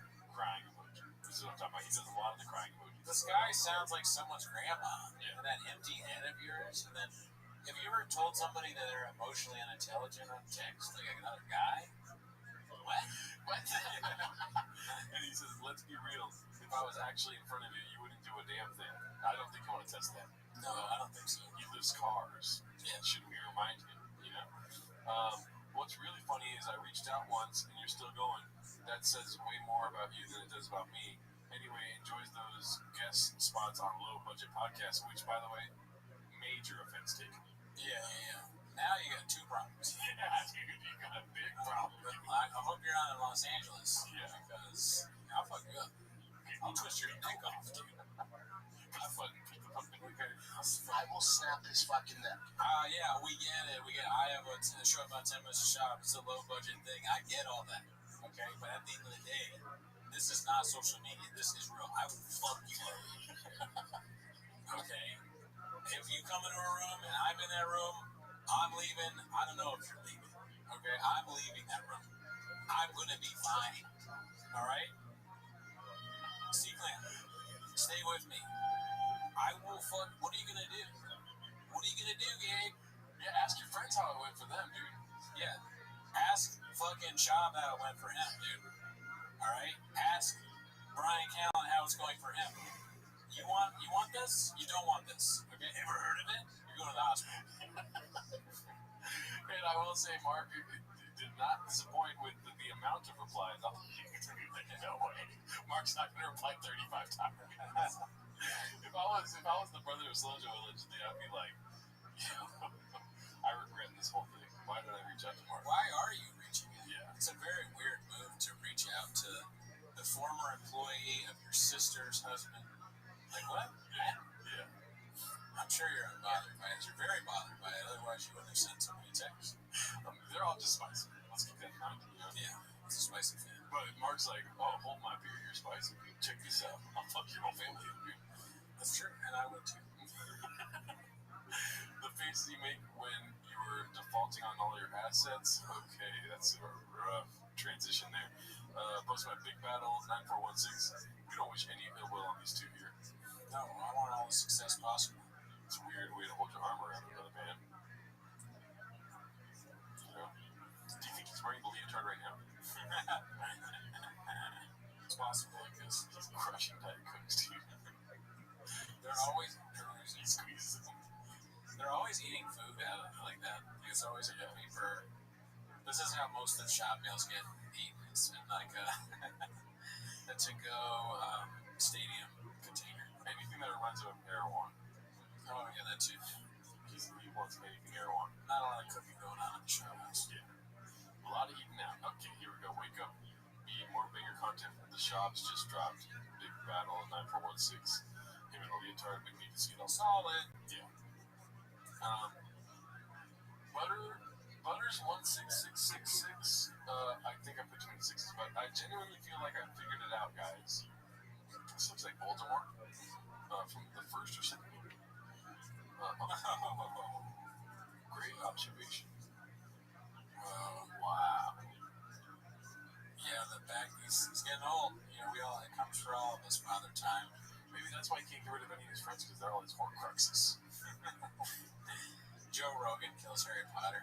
Tries to fucking kill him. If he's Voldemort, who's Harry Potter? Hansky. Okay.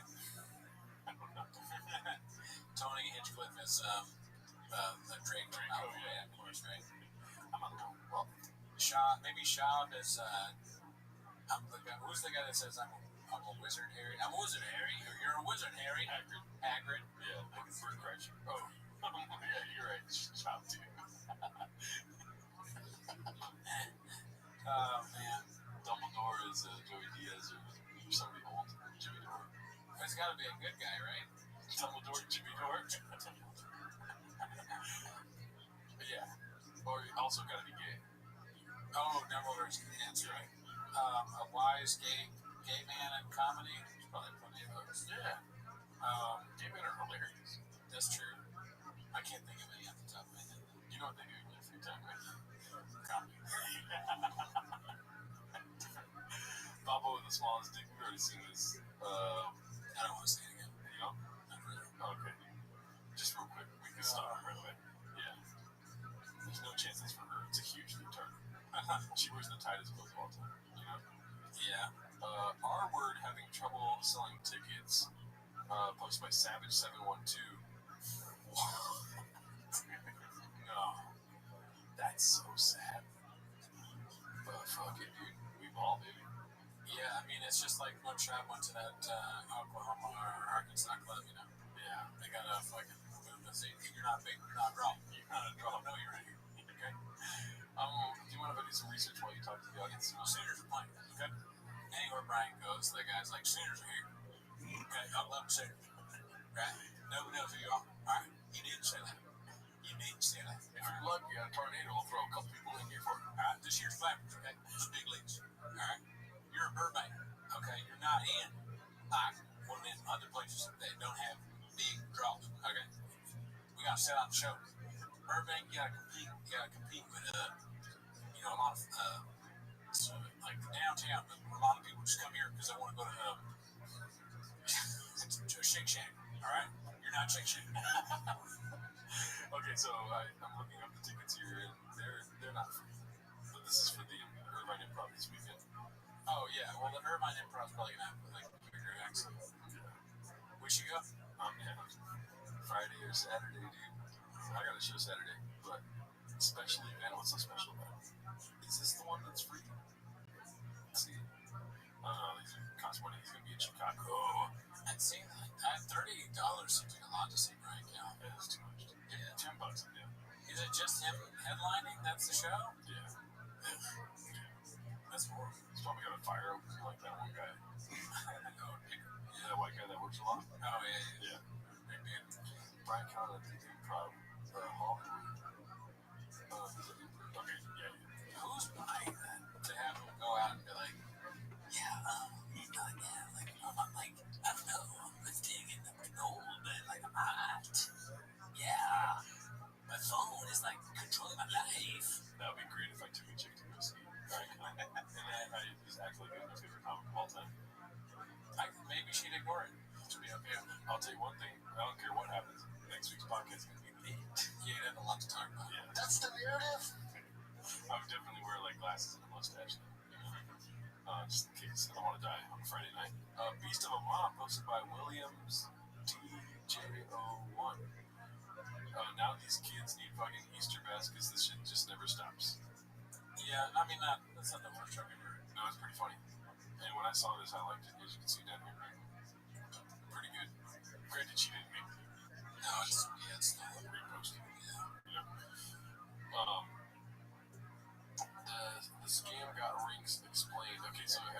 the scam thing? No. You will do nothing posted this. Basically, Brian Callen fell for a scam where Amy Poehler was wanting him on her podcast. Really? Yeah.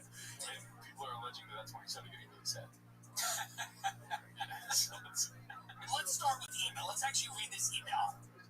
A candid conversation on comedy and culture. This is the episode where Tim Dillon couldn't fight himself. Oh, okay. He put those huge tits on. Good news. So someone sends this email. Greetings, Tim. I hope this finds you well. My name is Julia, and I handle guest bookings for Amy Poehler, host of the Good Hang podcast. On the show, so immediately I'm like, wait, what? Well, I'm supposed to do Amy Poehler's podcast. Did I tell you about that? So I'm supposed to do Amy Poehler's podcast in LA.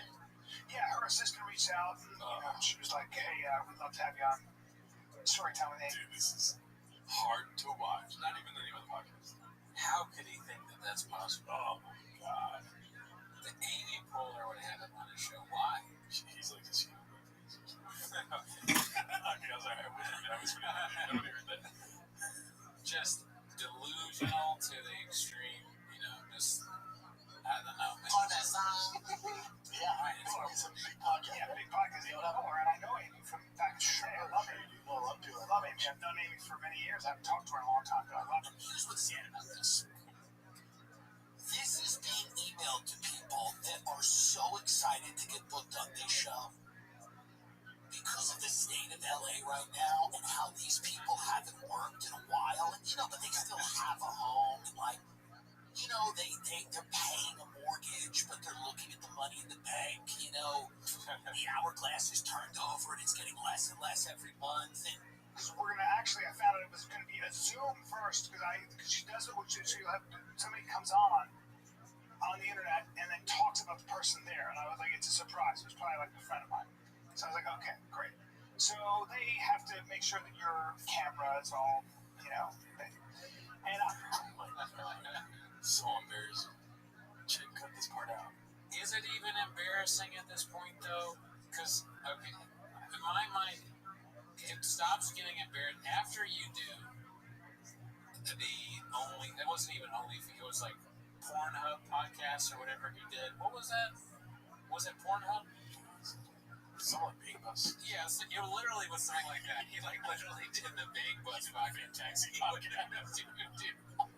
He fucking, Bang Bus picked him up on the street. The Bang Bus picked him up. Brian Callen did the podcast, and he thought he was gonna get fucked. And he was so happy they didn't fuck him, they just did a podcast. But dude, after you do that, it's aside, I really that's as embarrassing as it gets almost. So him falling for a prank that Amy Poehler is somebody he knew, just a mean prank. It would have been embarrassing had he not done the Bang Bus already. If he didn't have a Bang Bros credit, if he didn't have a Mike and Brazil credit, dude, then he wouldn't be embarrassed. But that's just nothing to him. He let another man hit him with a fucking whip dressed as a cow. Oh my god. So, that's nothing. Keep in mind, he got those wrinkles done, whatever that eye surgery thing is, right before Crystalia went down, dude. And then he went down months later. So that's what his trajectory was before all this. It's like, I'm getting my eyes done. I'm fucking... Dude, he's probably still planning on going on the Bang Bus. I'm gonna look fabulous on the Bang Bus, dude. Name of the episode is Brian Callen finds the Bang Bus. Brian Callen's on My Friend's Hot Mom, he's like, his wife gets fucked by some kid. Brian's gonna start doing cameos in porn. Welcome back to the Bang Bus podcast. We're here with Brian Callahan. Dude, he's talking to shop. I'm getting some stuff. I'm getting on some stuff. I'm on this very successful OnlyFans person site. They're fucking a guy, and I'm in the room with them. And yeah, it's been rough. Fuck with David Waterman. They're like, Brian, how are you doing today? He's like, you ever pick up a guy with thighs? Brian's on this is too far. I'm gonna go too far.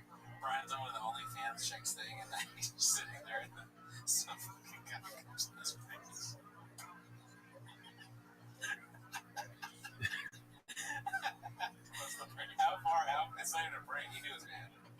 far is it removed from a guy hitting you with the thing? Maybe he's dressed like cow thing. Yeah. All right. Some guys. I can't believe it. So he absolutely chaps are coming on Brian's face, dude. How far away is he? They keep saying that like Slow Joe and Chop are gonna do OnlyFans. No, Brian will do it first. It's like, hold my beer, dude. I met Amy years ago, and we had a nice little conversation, but I cannot believe that she has followed me and wants me on this show. And I know Amy from back in the day. I love Amy. I love Amy. I've known Amy for many years. I haven't talked to her in a long time, but I love her. And my producer calls me and goes, hey, did you, do you know that Amy Poehler podcast? Do you know it's a scam? Next email is you sent your bank info. But they did it was so good. Gave me like all the questions. Like, you know, Amy can't wait to talk to you. They know somehow that I know her. They do their research. The comedians are desperate at any level. Remember that birthday scam? The one where it was like, this guy sends you a thing. Oh, my wife is a huge fan, or the wife said, my husband's a huge fan. They want you to perform for him, stand up on his birthday. Yeah. And we're going to Venmo you the money. Can you do it? So you Venmo them the money. Or, I'm sorry, they Venmo you the money. And then they go, oh, I accidentally sent too much. Can you Venmo it back? And then they do this thing where they like cancel it when you do it or something like that. But I remember hearing about that and thinking, just there's no way. Like, at the level that we're at, you think people are begging you to do birthday shit, but a lot of people fall for this. Somebody asked me to come do a show in Chicago, and no part of me was like, dude, we're going to Chicago. I was kind of like, this is not real. You thought it was a scam? Immediately. Yeah, because I suck at comedy. Oh, really? You want to go there and do something you've never seen me do?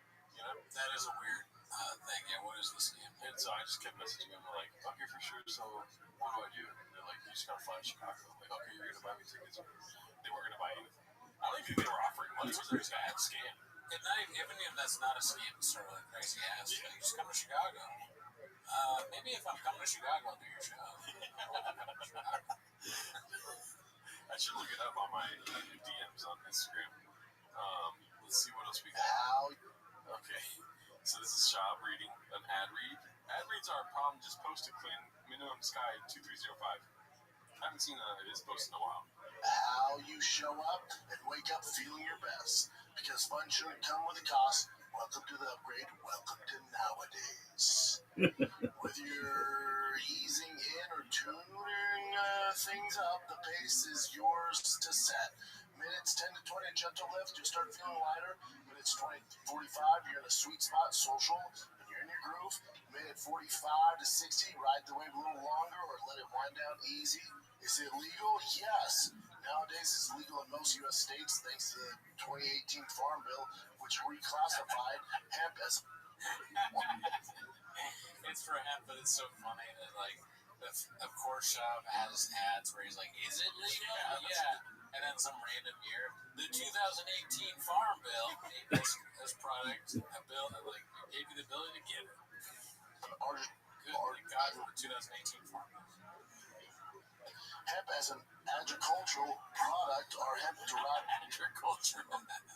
THC formula is crafted to sip like a spirit, just without the side effects.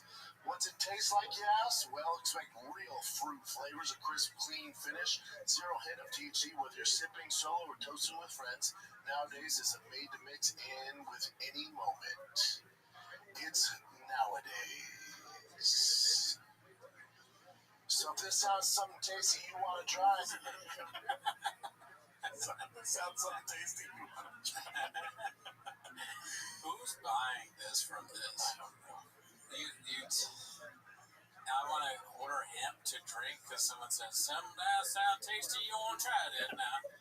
Try it out. Some say yes. Some say you.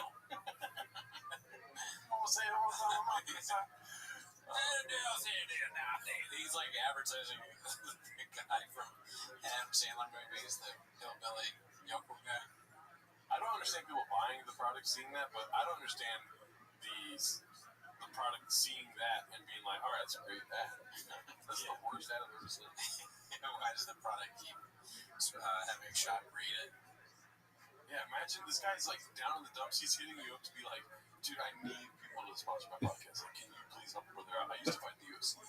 And then you're like, oh man, he gave me a real sad story, you know, like I should probably help him out. He hasn't paid his mortgage in 3 months. You know? That's what nowadays say. Yeah. They're like, all right, yeah, we can get you a little ad read or whatever. They give him like a trial run. He's like, so if you sure want to drink something like that, then go for it. They're like, don't drink it before you do the ad read. He's like, I'd never drink it. I think nowadays probably, okay, here's my redacted. So nowadays, they make the product. They get hemp is legal. They do the big legal fight, right?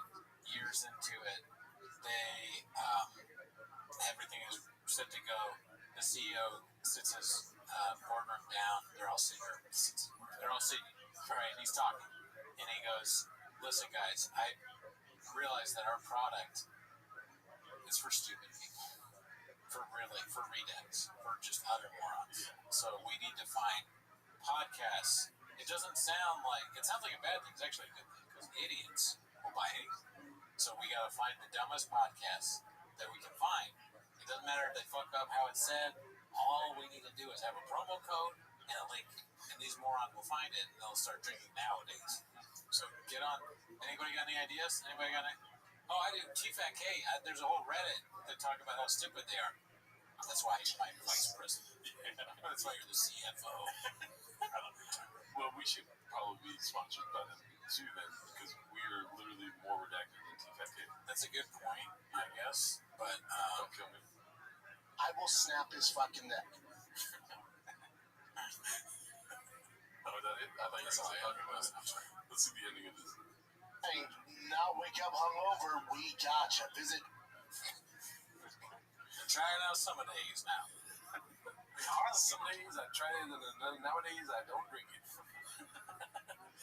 This crazy motherfucker is all out risking his life and blatantly breaking traffic laws just to make a buck. LOL, poor Papa legit looked terrified. Ha ha ha.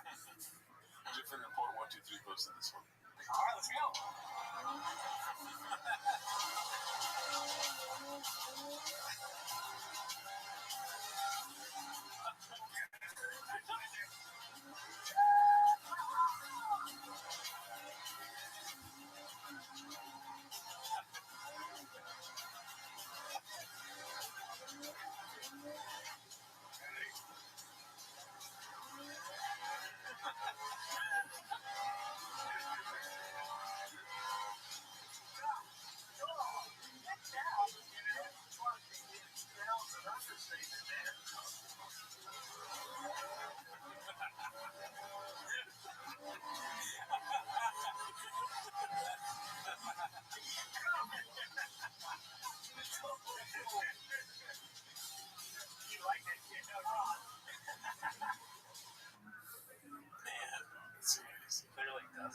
That's the funniest narrative is that he doesn't even like trucks. He's so stupid. He picks something he doesn't like, he's afraid of.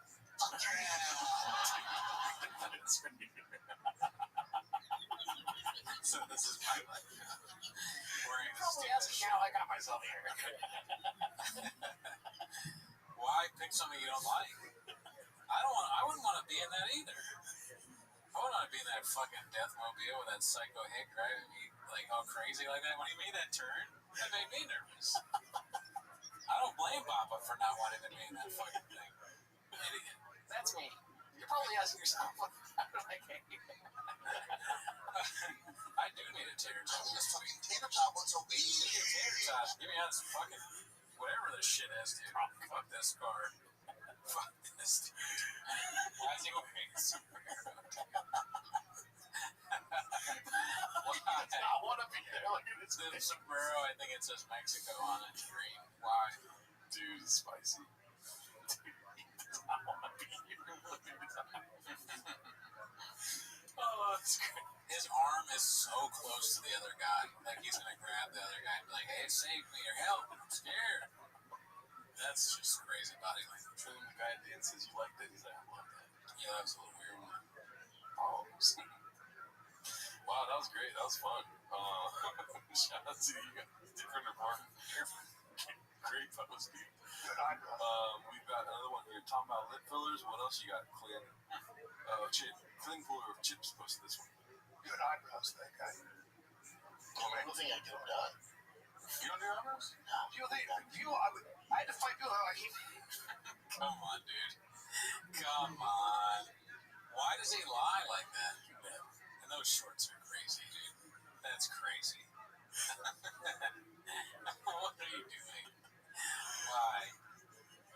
Nobody else wearing shorts? He gets his lips done. I go, would you stop saying that? I had to fight people like he gets his lips done. I go, would you stop saying that? He doesn't get his fucking lips done. The way he kind of cowers, dude. Did you see that? Watch. He gets his lips done. I go, would you stop saying that? He doesn't get his fucking lips. Yeah, he does. That's why he's doing that. He bimbifies his lips, dude. He's like, he bimbifies. Brian, no. That's his name. That's the next thing. Is it Byron, no? No, it's Brian. That's Byron. Brian. Time nowadays. Oh, I'm not Mr. Whole Foods. Lips done. God, it annoyed me. He said he got his lips done? Yeah, like he gets that good. You know how I know you're gay as a guy? Oh, you got some DSLs. Yeah, he's some fucking DSL. You got some DSLs on you. What else you got, Jim?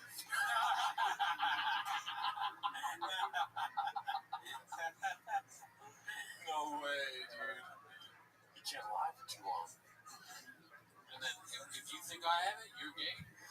Oh my god, dude. What else you got, Jin? That's so funny. Why does he keep saying that? Which one? Then what What else you got, Jin? It's like, I don't know, it's a transition. He's got nothing else to do. Look, he's like, you really think I suck, dude? I guess that makes me a big old pussy. Why would you ever consider, like, as a dude, getting your lips done? I don't get it. That's like just the craziest. I don't get it. Yeah. DSLs. Yeah, he's some fucking DSL. You got some DSLs on you. What else you got, Jim? Just move on, dude. Why the fuck you lying? Why you? Oh my god. Yeah, what happened? If not that, Spider bite. some sort of facial thing. That's why on our other show, Regular Tweeties, is very honest about all the weird things going on with me.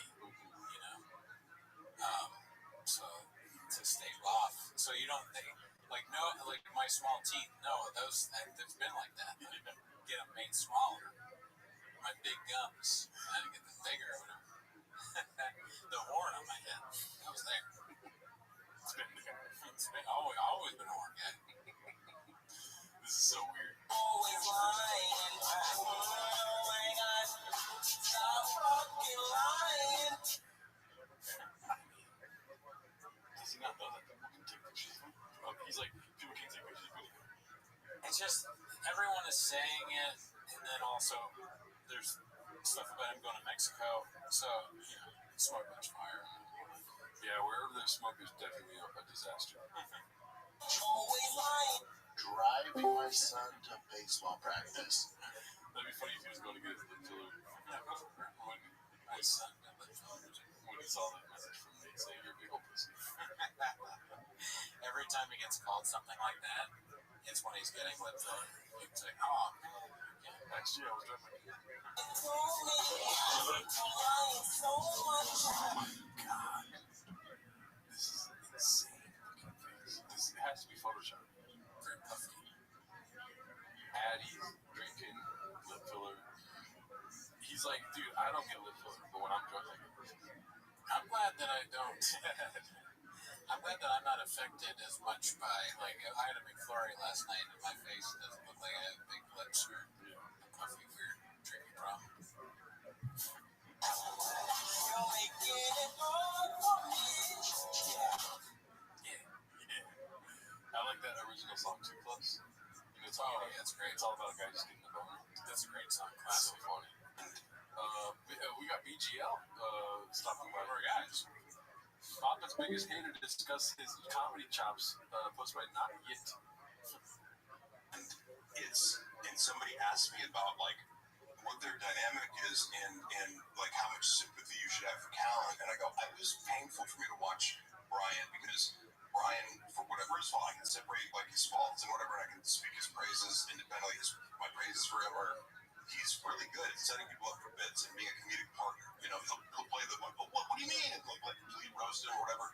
So he's good for a guy like Brendan, whose default is just like shit on everyone around you as a form of comedy. Right. You know, like just push down and like you suck and you're wrong and like the opposite of yes and. But Brian can turn that into funniness. It's just over time we never get to reverse it. It's like, okay, dude, yeah, this is like bully Brian Callenhauer, and especially like once the Brian had to kind of be on the show and had no other options, he's like, oh, a power vacuum, you know.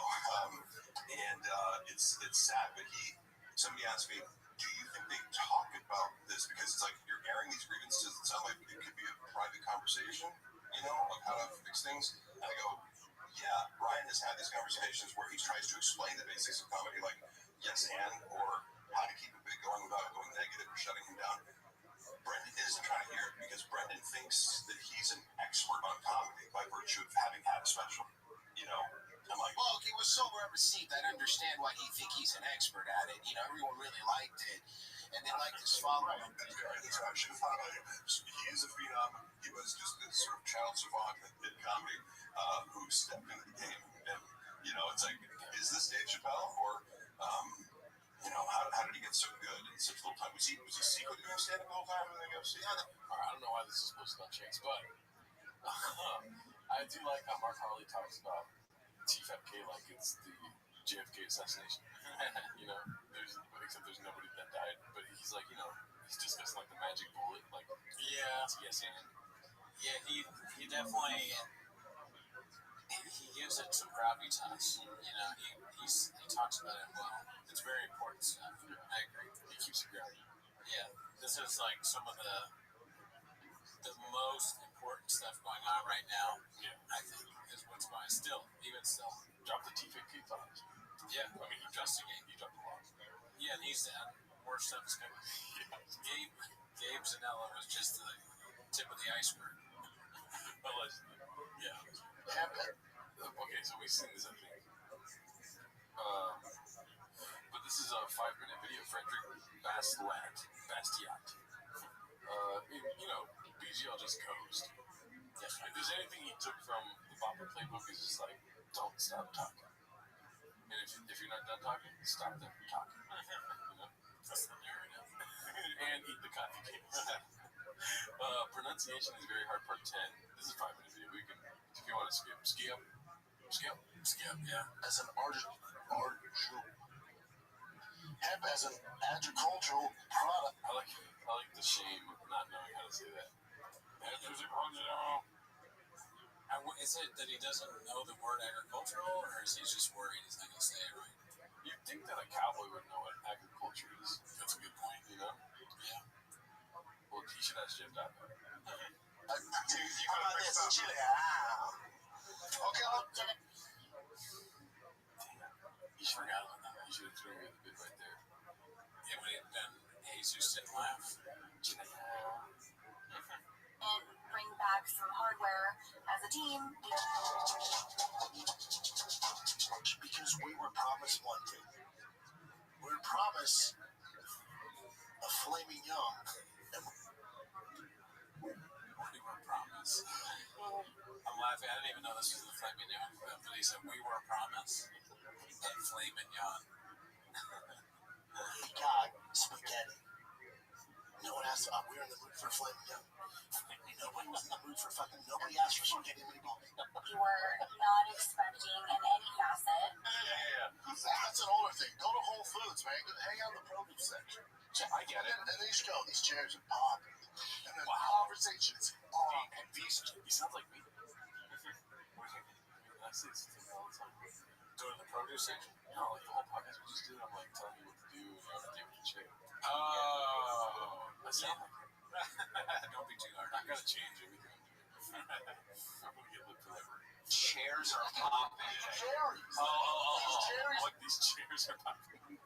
what he said. And then the conversation is These chairs are popping. cherries. Oh. These cherries Well, are you speak popping. weird. I thought you said cheers too. You speak weird, but Brendan is an attractive guy. Yeah, right. Because of the, but you're also a blonde chick. You do the blonde chick. Yeah. She would be like, who's this idiot? Like she said, you couldn't get any blind girls. Hey, normally I want to.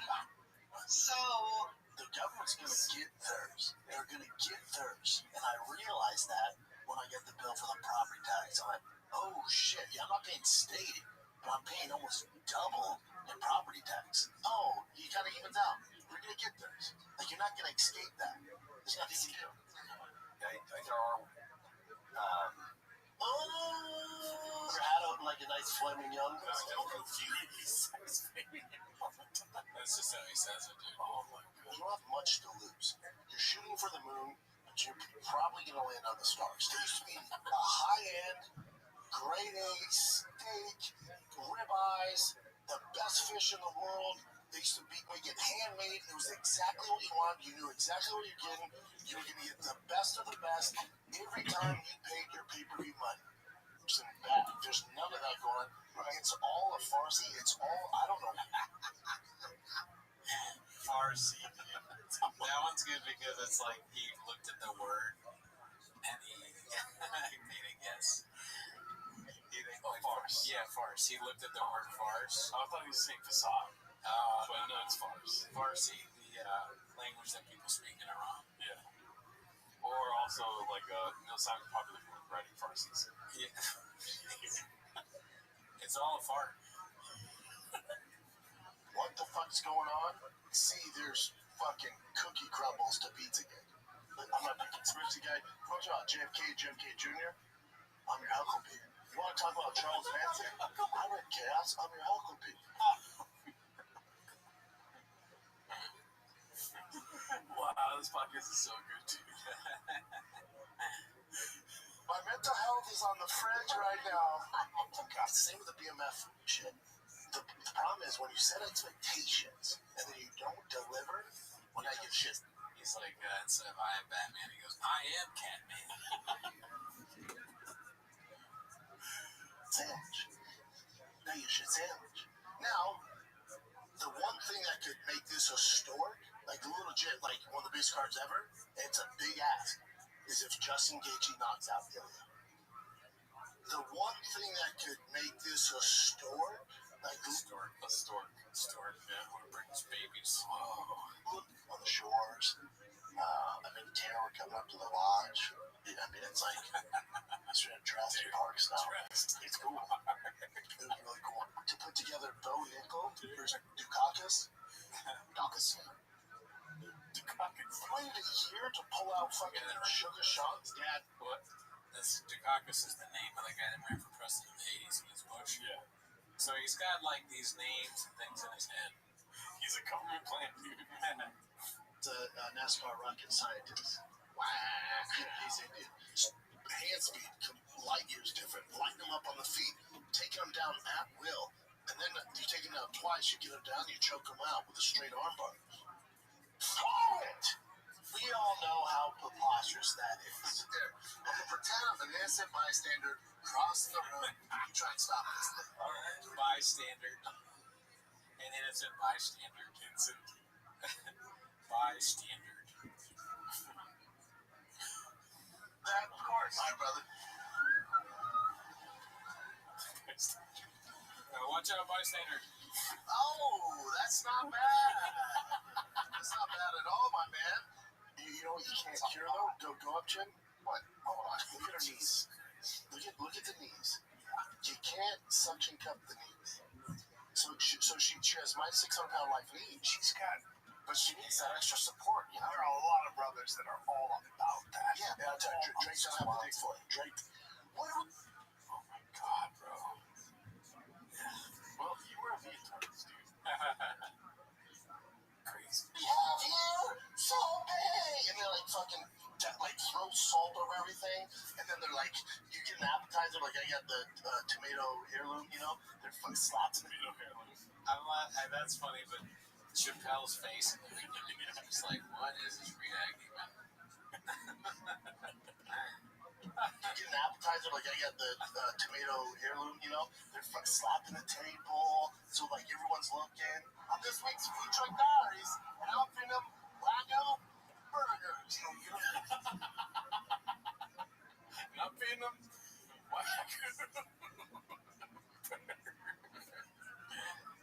That's good. it's such a weird kind of predicament when it comes to the UFC. We're taking bats and hard hickory axe handles to his feet. They were beating his feet, the top of his feet. He was in the back of the pickup. Why? They didn't like him. He was on the other side. He was on the opposite. He was on the opposite. He was part of an opposing. Dude, the brain is in a sleigh. That's good. They should do more of that. It's a fun adding to the show. Good for them for that. He was on the opposite. or something. He was on the opposite. What are you doing? Charles Lurkin fucking kids. Yeah, I think. What the fuck? Why was he wearing a Phillies jersey? Dude, it pisses me off. He's got every jersey there is, and he fits. Balls deep in baseball. And it's an escape to go. They don't have much control. Well, keep that same energy when transgenders can go into the bathroom. You're aggressive. Did your guys' wife go, you're not on a podcast, don't talk to us like that. You're not on a podcast. I'm like, this is how I talk. I'm an aggressive human being. This is how I talk. Wow. Well, What was your favorite one? dude. Oh, man. Flaming Young. Flaming Young's favorite. Flaming Young is nuts. Yeah. It's like having no clue you're saying Flaming Young. That is weird. His brain doesn't notice that he said it wrong. And everyone wants to know, dude, like, is that what you think it's called? Or are you trying to say filet mignon? Why does nobody ever ask him these things? Yeah. I guess it's because he's a big guy and he'll fuck you up or something like that. But you don't have to be mean about it. You'll also, like, not listen. He's getting like, whoa, 1 second, let me finish. And he's like, and then he fast. He's going. Let me ask you a question. Yeah, go for it. Do you think if I ask him, I say, do you like filet mignon? I asked Chop that. Does he hear that? Right. Does he hear filet mignon or does he hear flaming young? No, I think he's like, I don't know what you're talking about. He doesn't even know what it is. Because he thinks it's Flaming Young.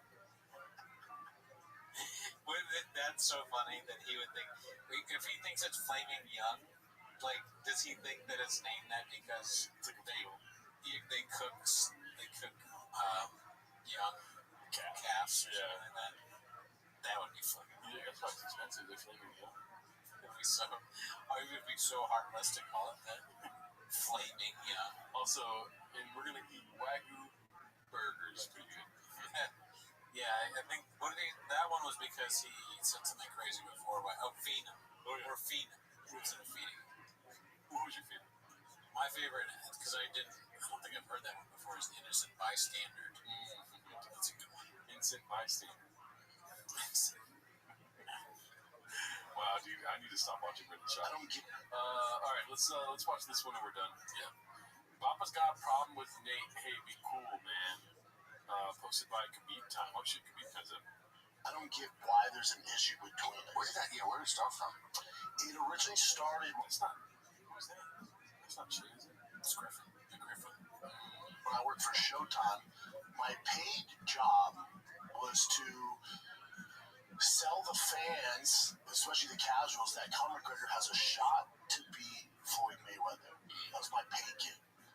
So I went around ESPN, all this stuff, trying to prove that Conor at least could land punches and win some rounds. That was my job. And then when I get done working the fight, I'm walking the back. It's all boxing heads. And boxing heads really don't fuck with MMA guys, especially UFC guys. So I felt so out of place, and I see Nate Diaz like, oh, UFC alumni.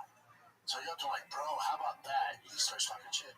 Yeah, your boy got his ass whooped. Like, my boy?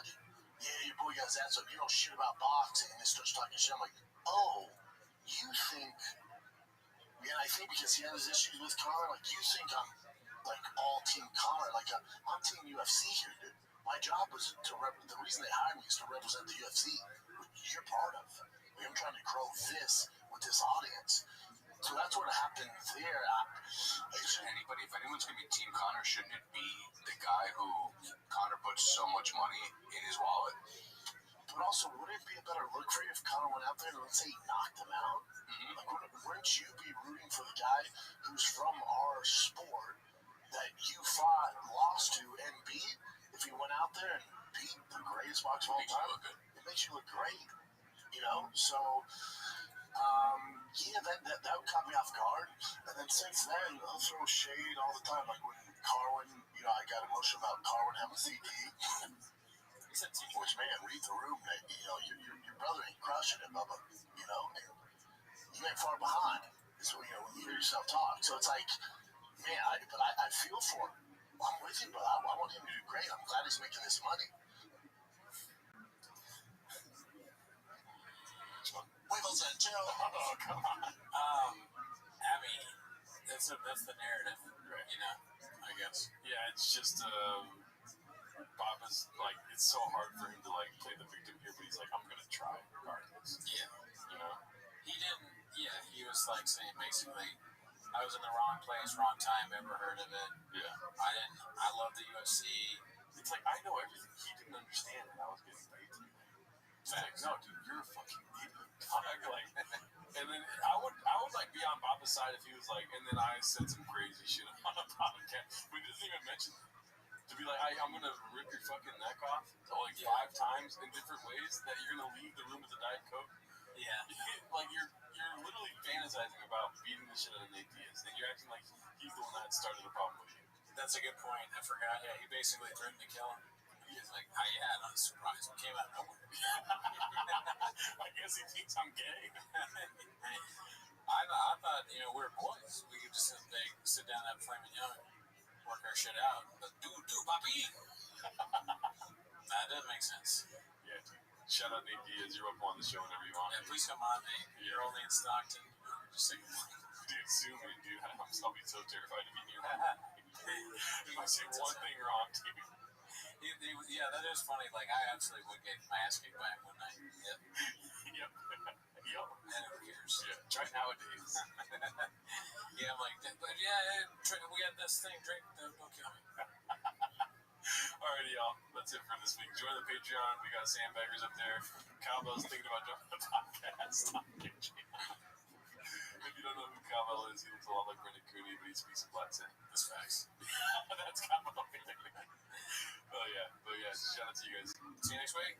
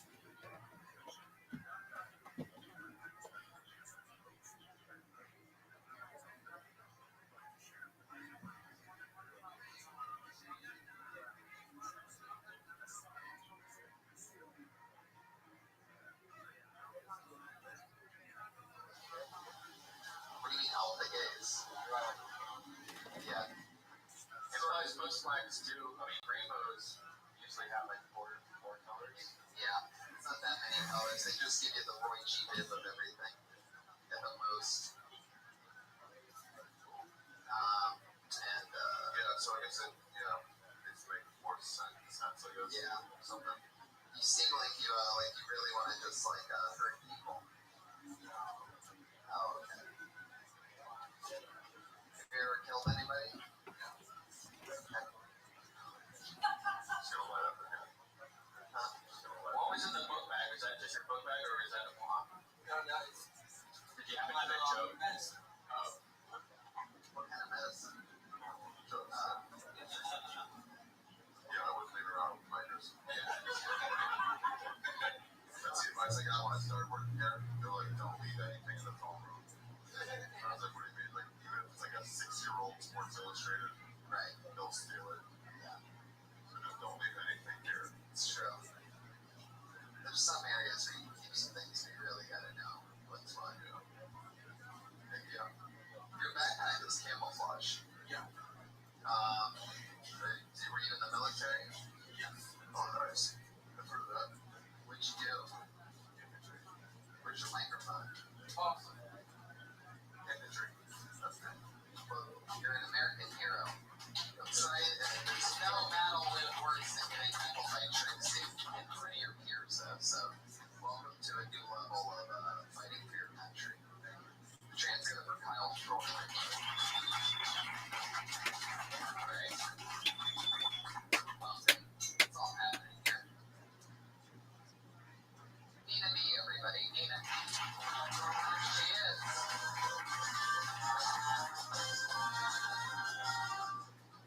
Hello, I've got the English accent, of course, so you don't feel any pressure to laugh, you just have to understand one word.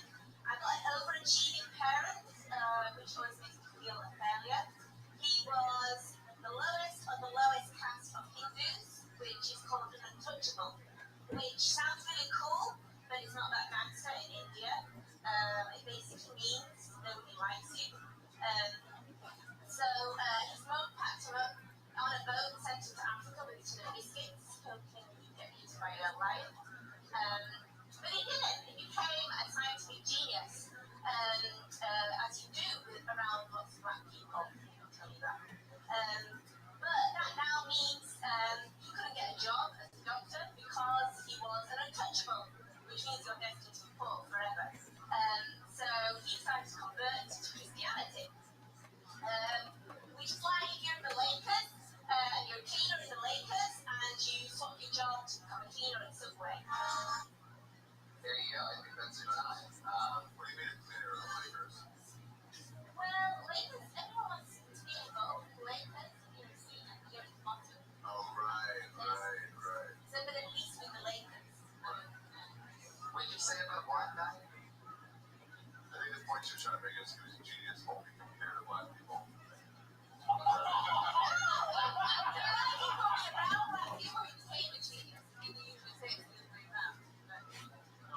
What do you mean we can't choose around black people? Well, she sent him over to Africa to get rid of it, and he actually did well. What did he do in Africa? For some reason, he got a scholarship. He went to school. You don't usually get to school. What's done for you? You got a scholarship in He Africa? did actually. That's why I liked him. Really? Seriously, yeah. I said, why did you want to be a doctor? He said, he was a good rich doctor in the village. I knew some people from that lower class in India. Gujarati, is that what it is? Yeah. Yeah, no one takes them, though. It's one of the thinners. Yeah. So, I'm destined. I'm an untouchable and I'm an invisible. Then went on to be able to see convert to Christianity. And then my book was like W. Hey, you don't have to wear invisible shit. You don't have to say that you're British. You're just going to start talking English. You just start talking to figure out you're British. Yeah. Really? It's not that unique. Okay. You can even mix it up and say, like, I'm sorry, I'm Chinese or something. I know you can say Australian, don't go now. No, but that's all right. I'm invisible though, because I can do whatever I want. When you say you're invisible, what does that mean? What do you mean by that? I don't know. Apparently I'm unseeable. That's not true. I think you're talking about other people. No, I am unseeable and untouchable. But not in a cool way, not in a gangster way. Well, I tried to touch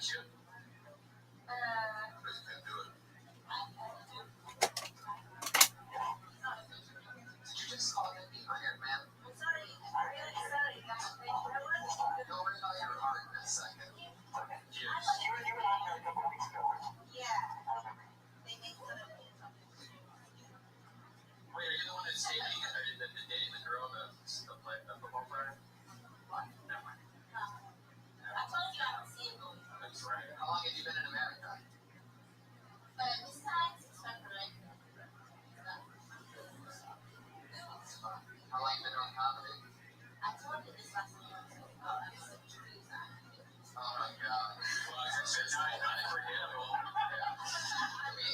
We had trips after that was crazy. I'm right now with this lady.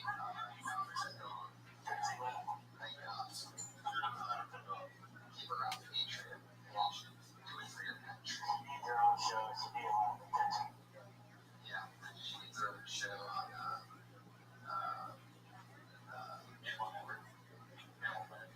the obituary channel.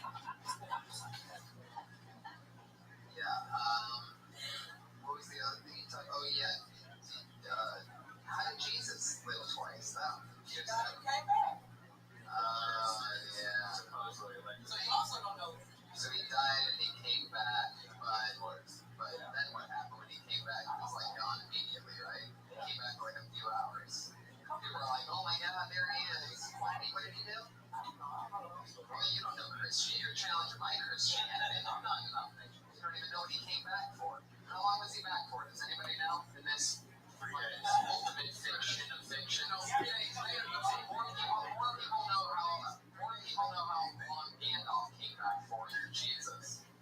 How do you not know this, man? How do you not know Christianity? I went to Catholic school for 12 years, and if it taught me one thing, it's how to block out their bullshit that they're trying to drive into my ears. That or you're molested, you just forgot the whole 12 years. I wasn't molested there. I was molested by a Slayer. Hey, Kanye West, why don't you settle down, alright? I don't make jokes up here. Who do you think you are? You. Don the Magic Wand Wrinkles, settle down with your roast jokes. What the fuck are we talking about? Oh yeah, Jesus. I got it. Get back twice. He was taken into heaven to sit at the right hand of the Father. There you go. There's our, not only our head of security, but also our head of scientific fact. Seriously, you said that your brother was showed like went up to someone's foot twice, like Jesus, and then you said it again for some reason. About falling someone's foot twice. Just like unnecessary. I was thinking maybe a Tupac hologram reference was coming. Oh yeah, maybe. Maybe something's there. Who else lives twice? Who else lives twice? Mario lives 3 times. Oh, there you go. You gotta call that directly. But there you go. There's so many references to it. Mario gets 3 lives. Yeah. The most that we've ever done about us too. So actually, even though it was about 8 lives, there you go. Cats have 9 lives. Mario Cat is tremendous. Holy shit, that's like 57 lives. lives. Yeah. It's like the Turtle Show. Yeah. I mean, that's 99. See, Mario, how do you feel today after mushrooms? Tired. I can tell, man. It's like you guys both seem like I didn't sleep much. it's when you drink my urine or something. Yeah, I'm super refreshed. I just didn't get that. I didn't get the full amount of sleep that I needed to drive home was confusing. Yeah, we do. Hey, Trina, have you been sleeping well lately? It's over. So, how's your sleep? I mean, the mind's on those mushrooms, though. That must have been pretty good. Well, I mean, if you discover the mysteries of the universe on my pod, I don't think you're ready for the mushrooms, buddy. I think I'll be going into a parallel universe. Oh, we can't have that. I need you back here on Mondays. So, fuck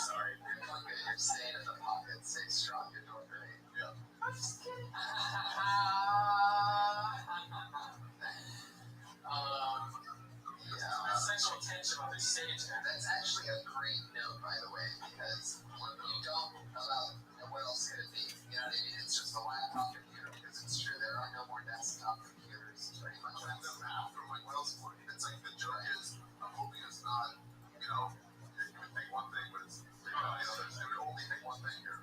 Right. Be a laptop. Yeah. For house reset for the bathroom. Right. I think that was a joke. What else could it be? It could be I mean, she couldn't be shitting. Or She's glad that he's not pooping like in his office. When you're on the toilet doing it, do you Skype from back to front or front to back? So maybe that's not a good joke. I'll drop that one. Maybe it is. Like, when I go sick on a whack, you can always take that. I mean, you'd have to deliver it with precision timing. I love you, Robin. I love your spirit. You have a great sense of humor.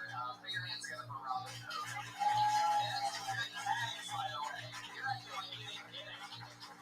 That's some good stuff there. And you have some good jokes. I like the shorter story with the younger guys. Your Black Friday thing, do you really hook up with guys on that Black Guys on Friday? What you do? What are you doing on Thursdays? Alright, anyway. Put your hands together for your next comedian, Damien Spencer. Damien Spencer. Blacklisted. Do you have a blacklist noise?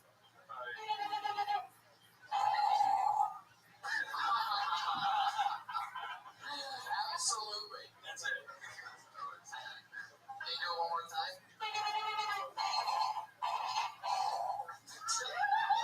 You're doing that with your mouth, right?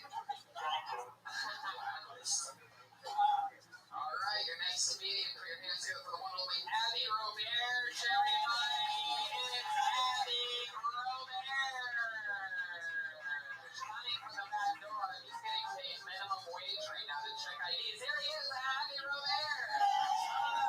Our first ever Comedy Store employee that's getting paid while doing the show.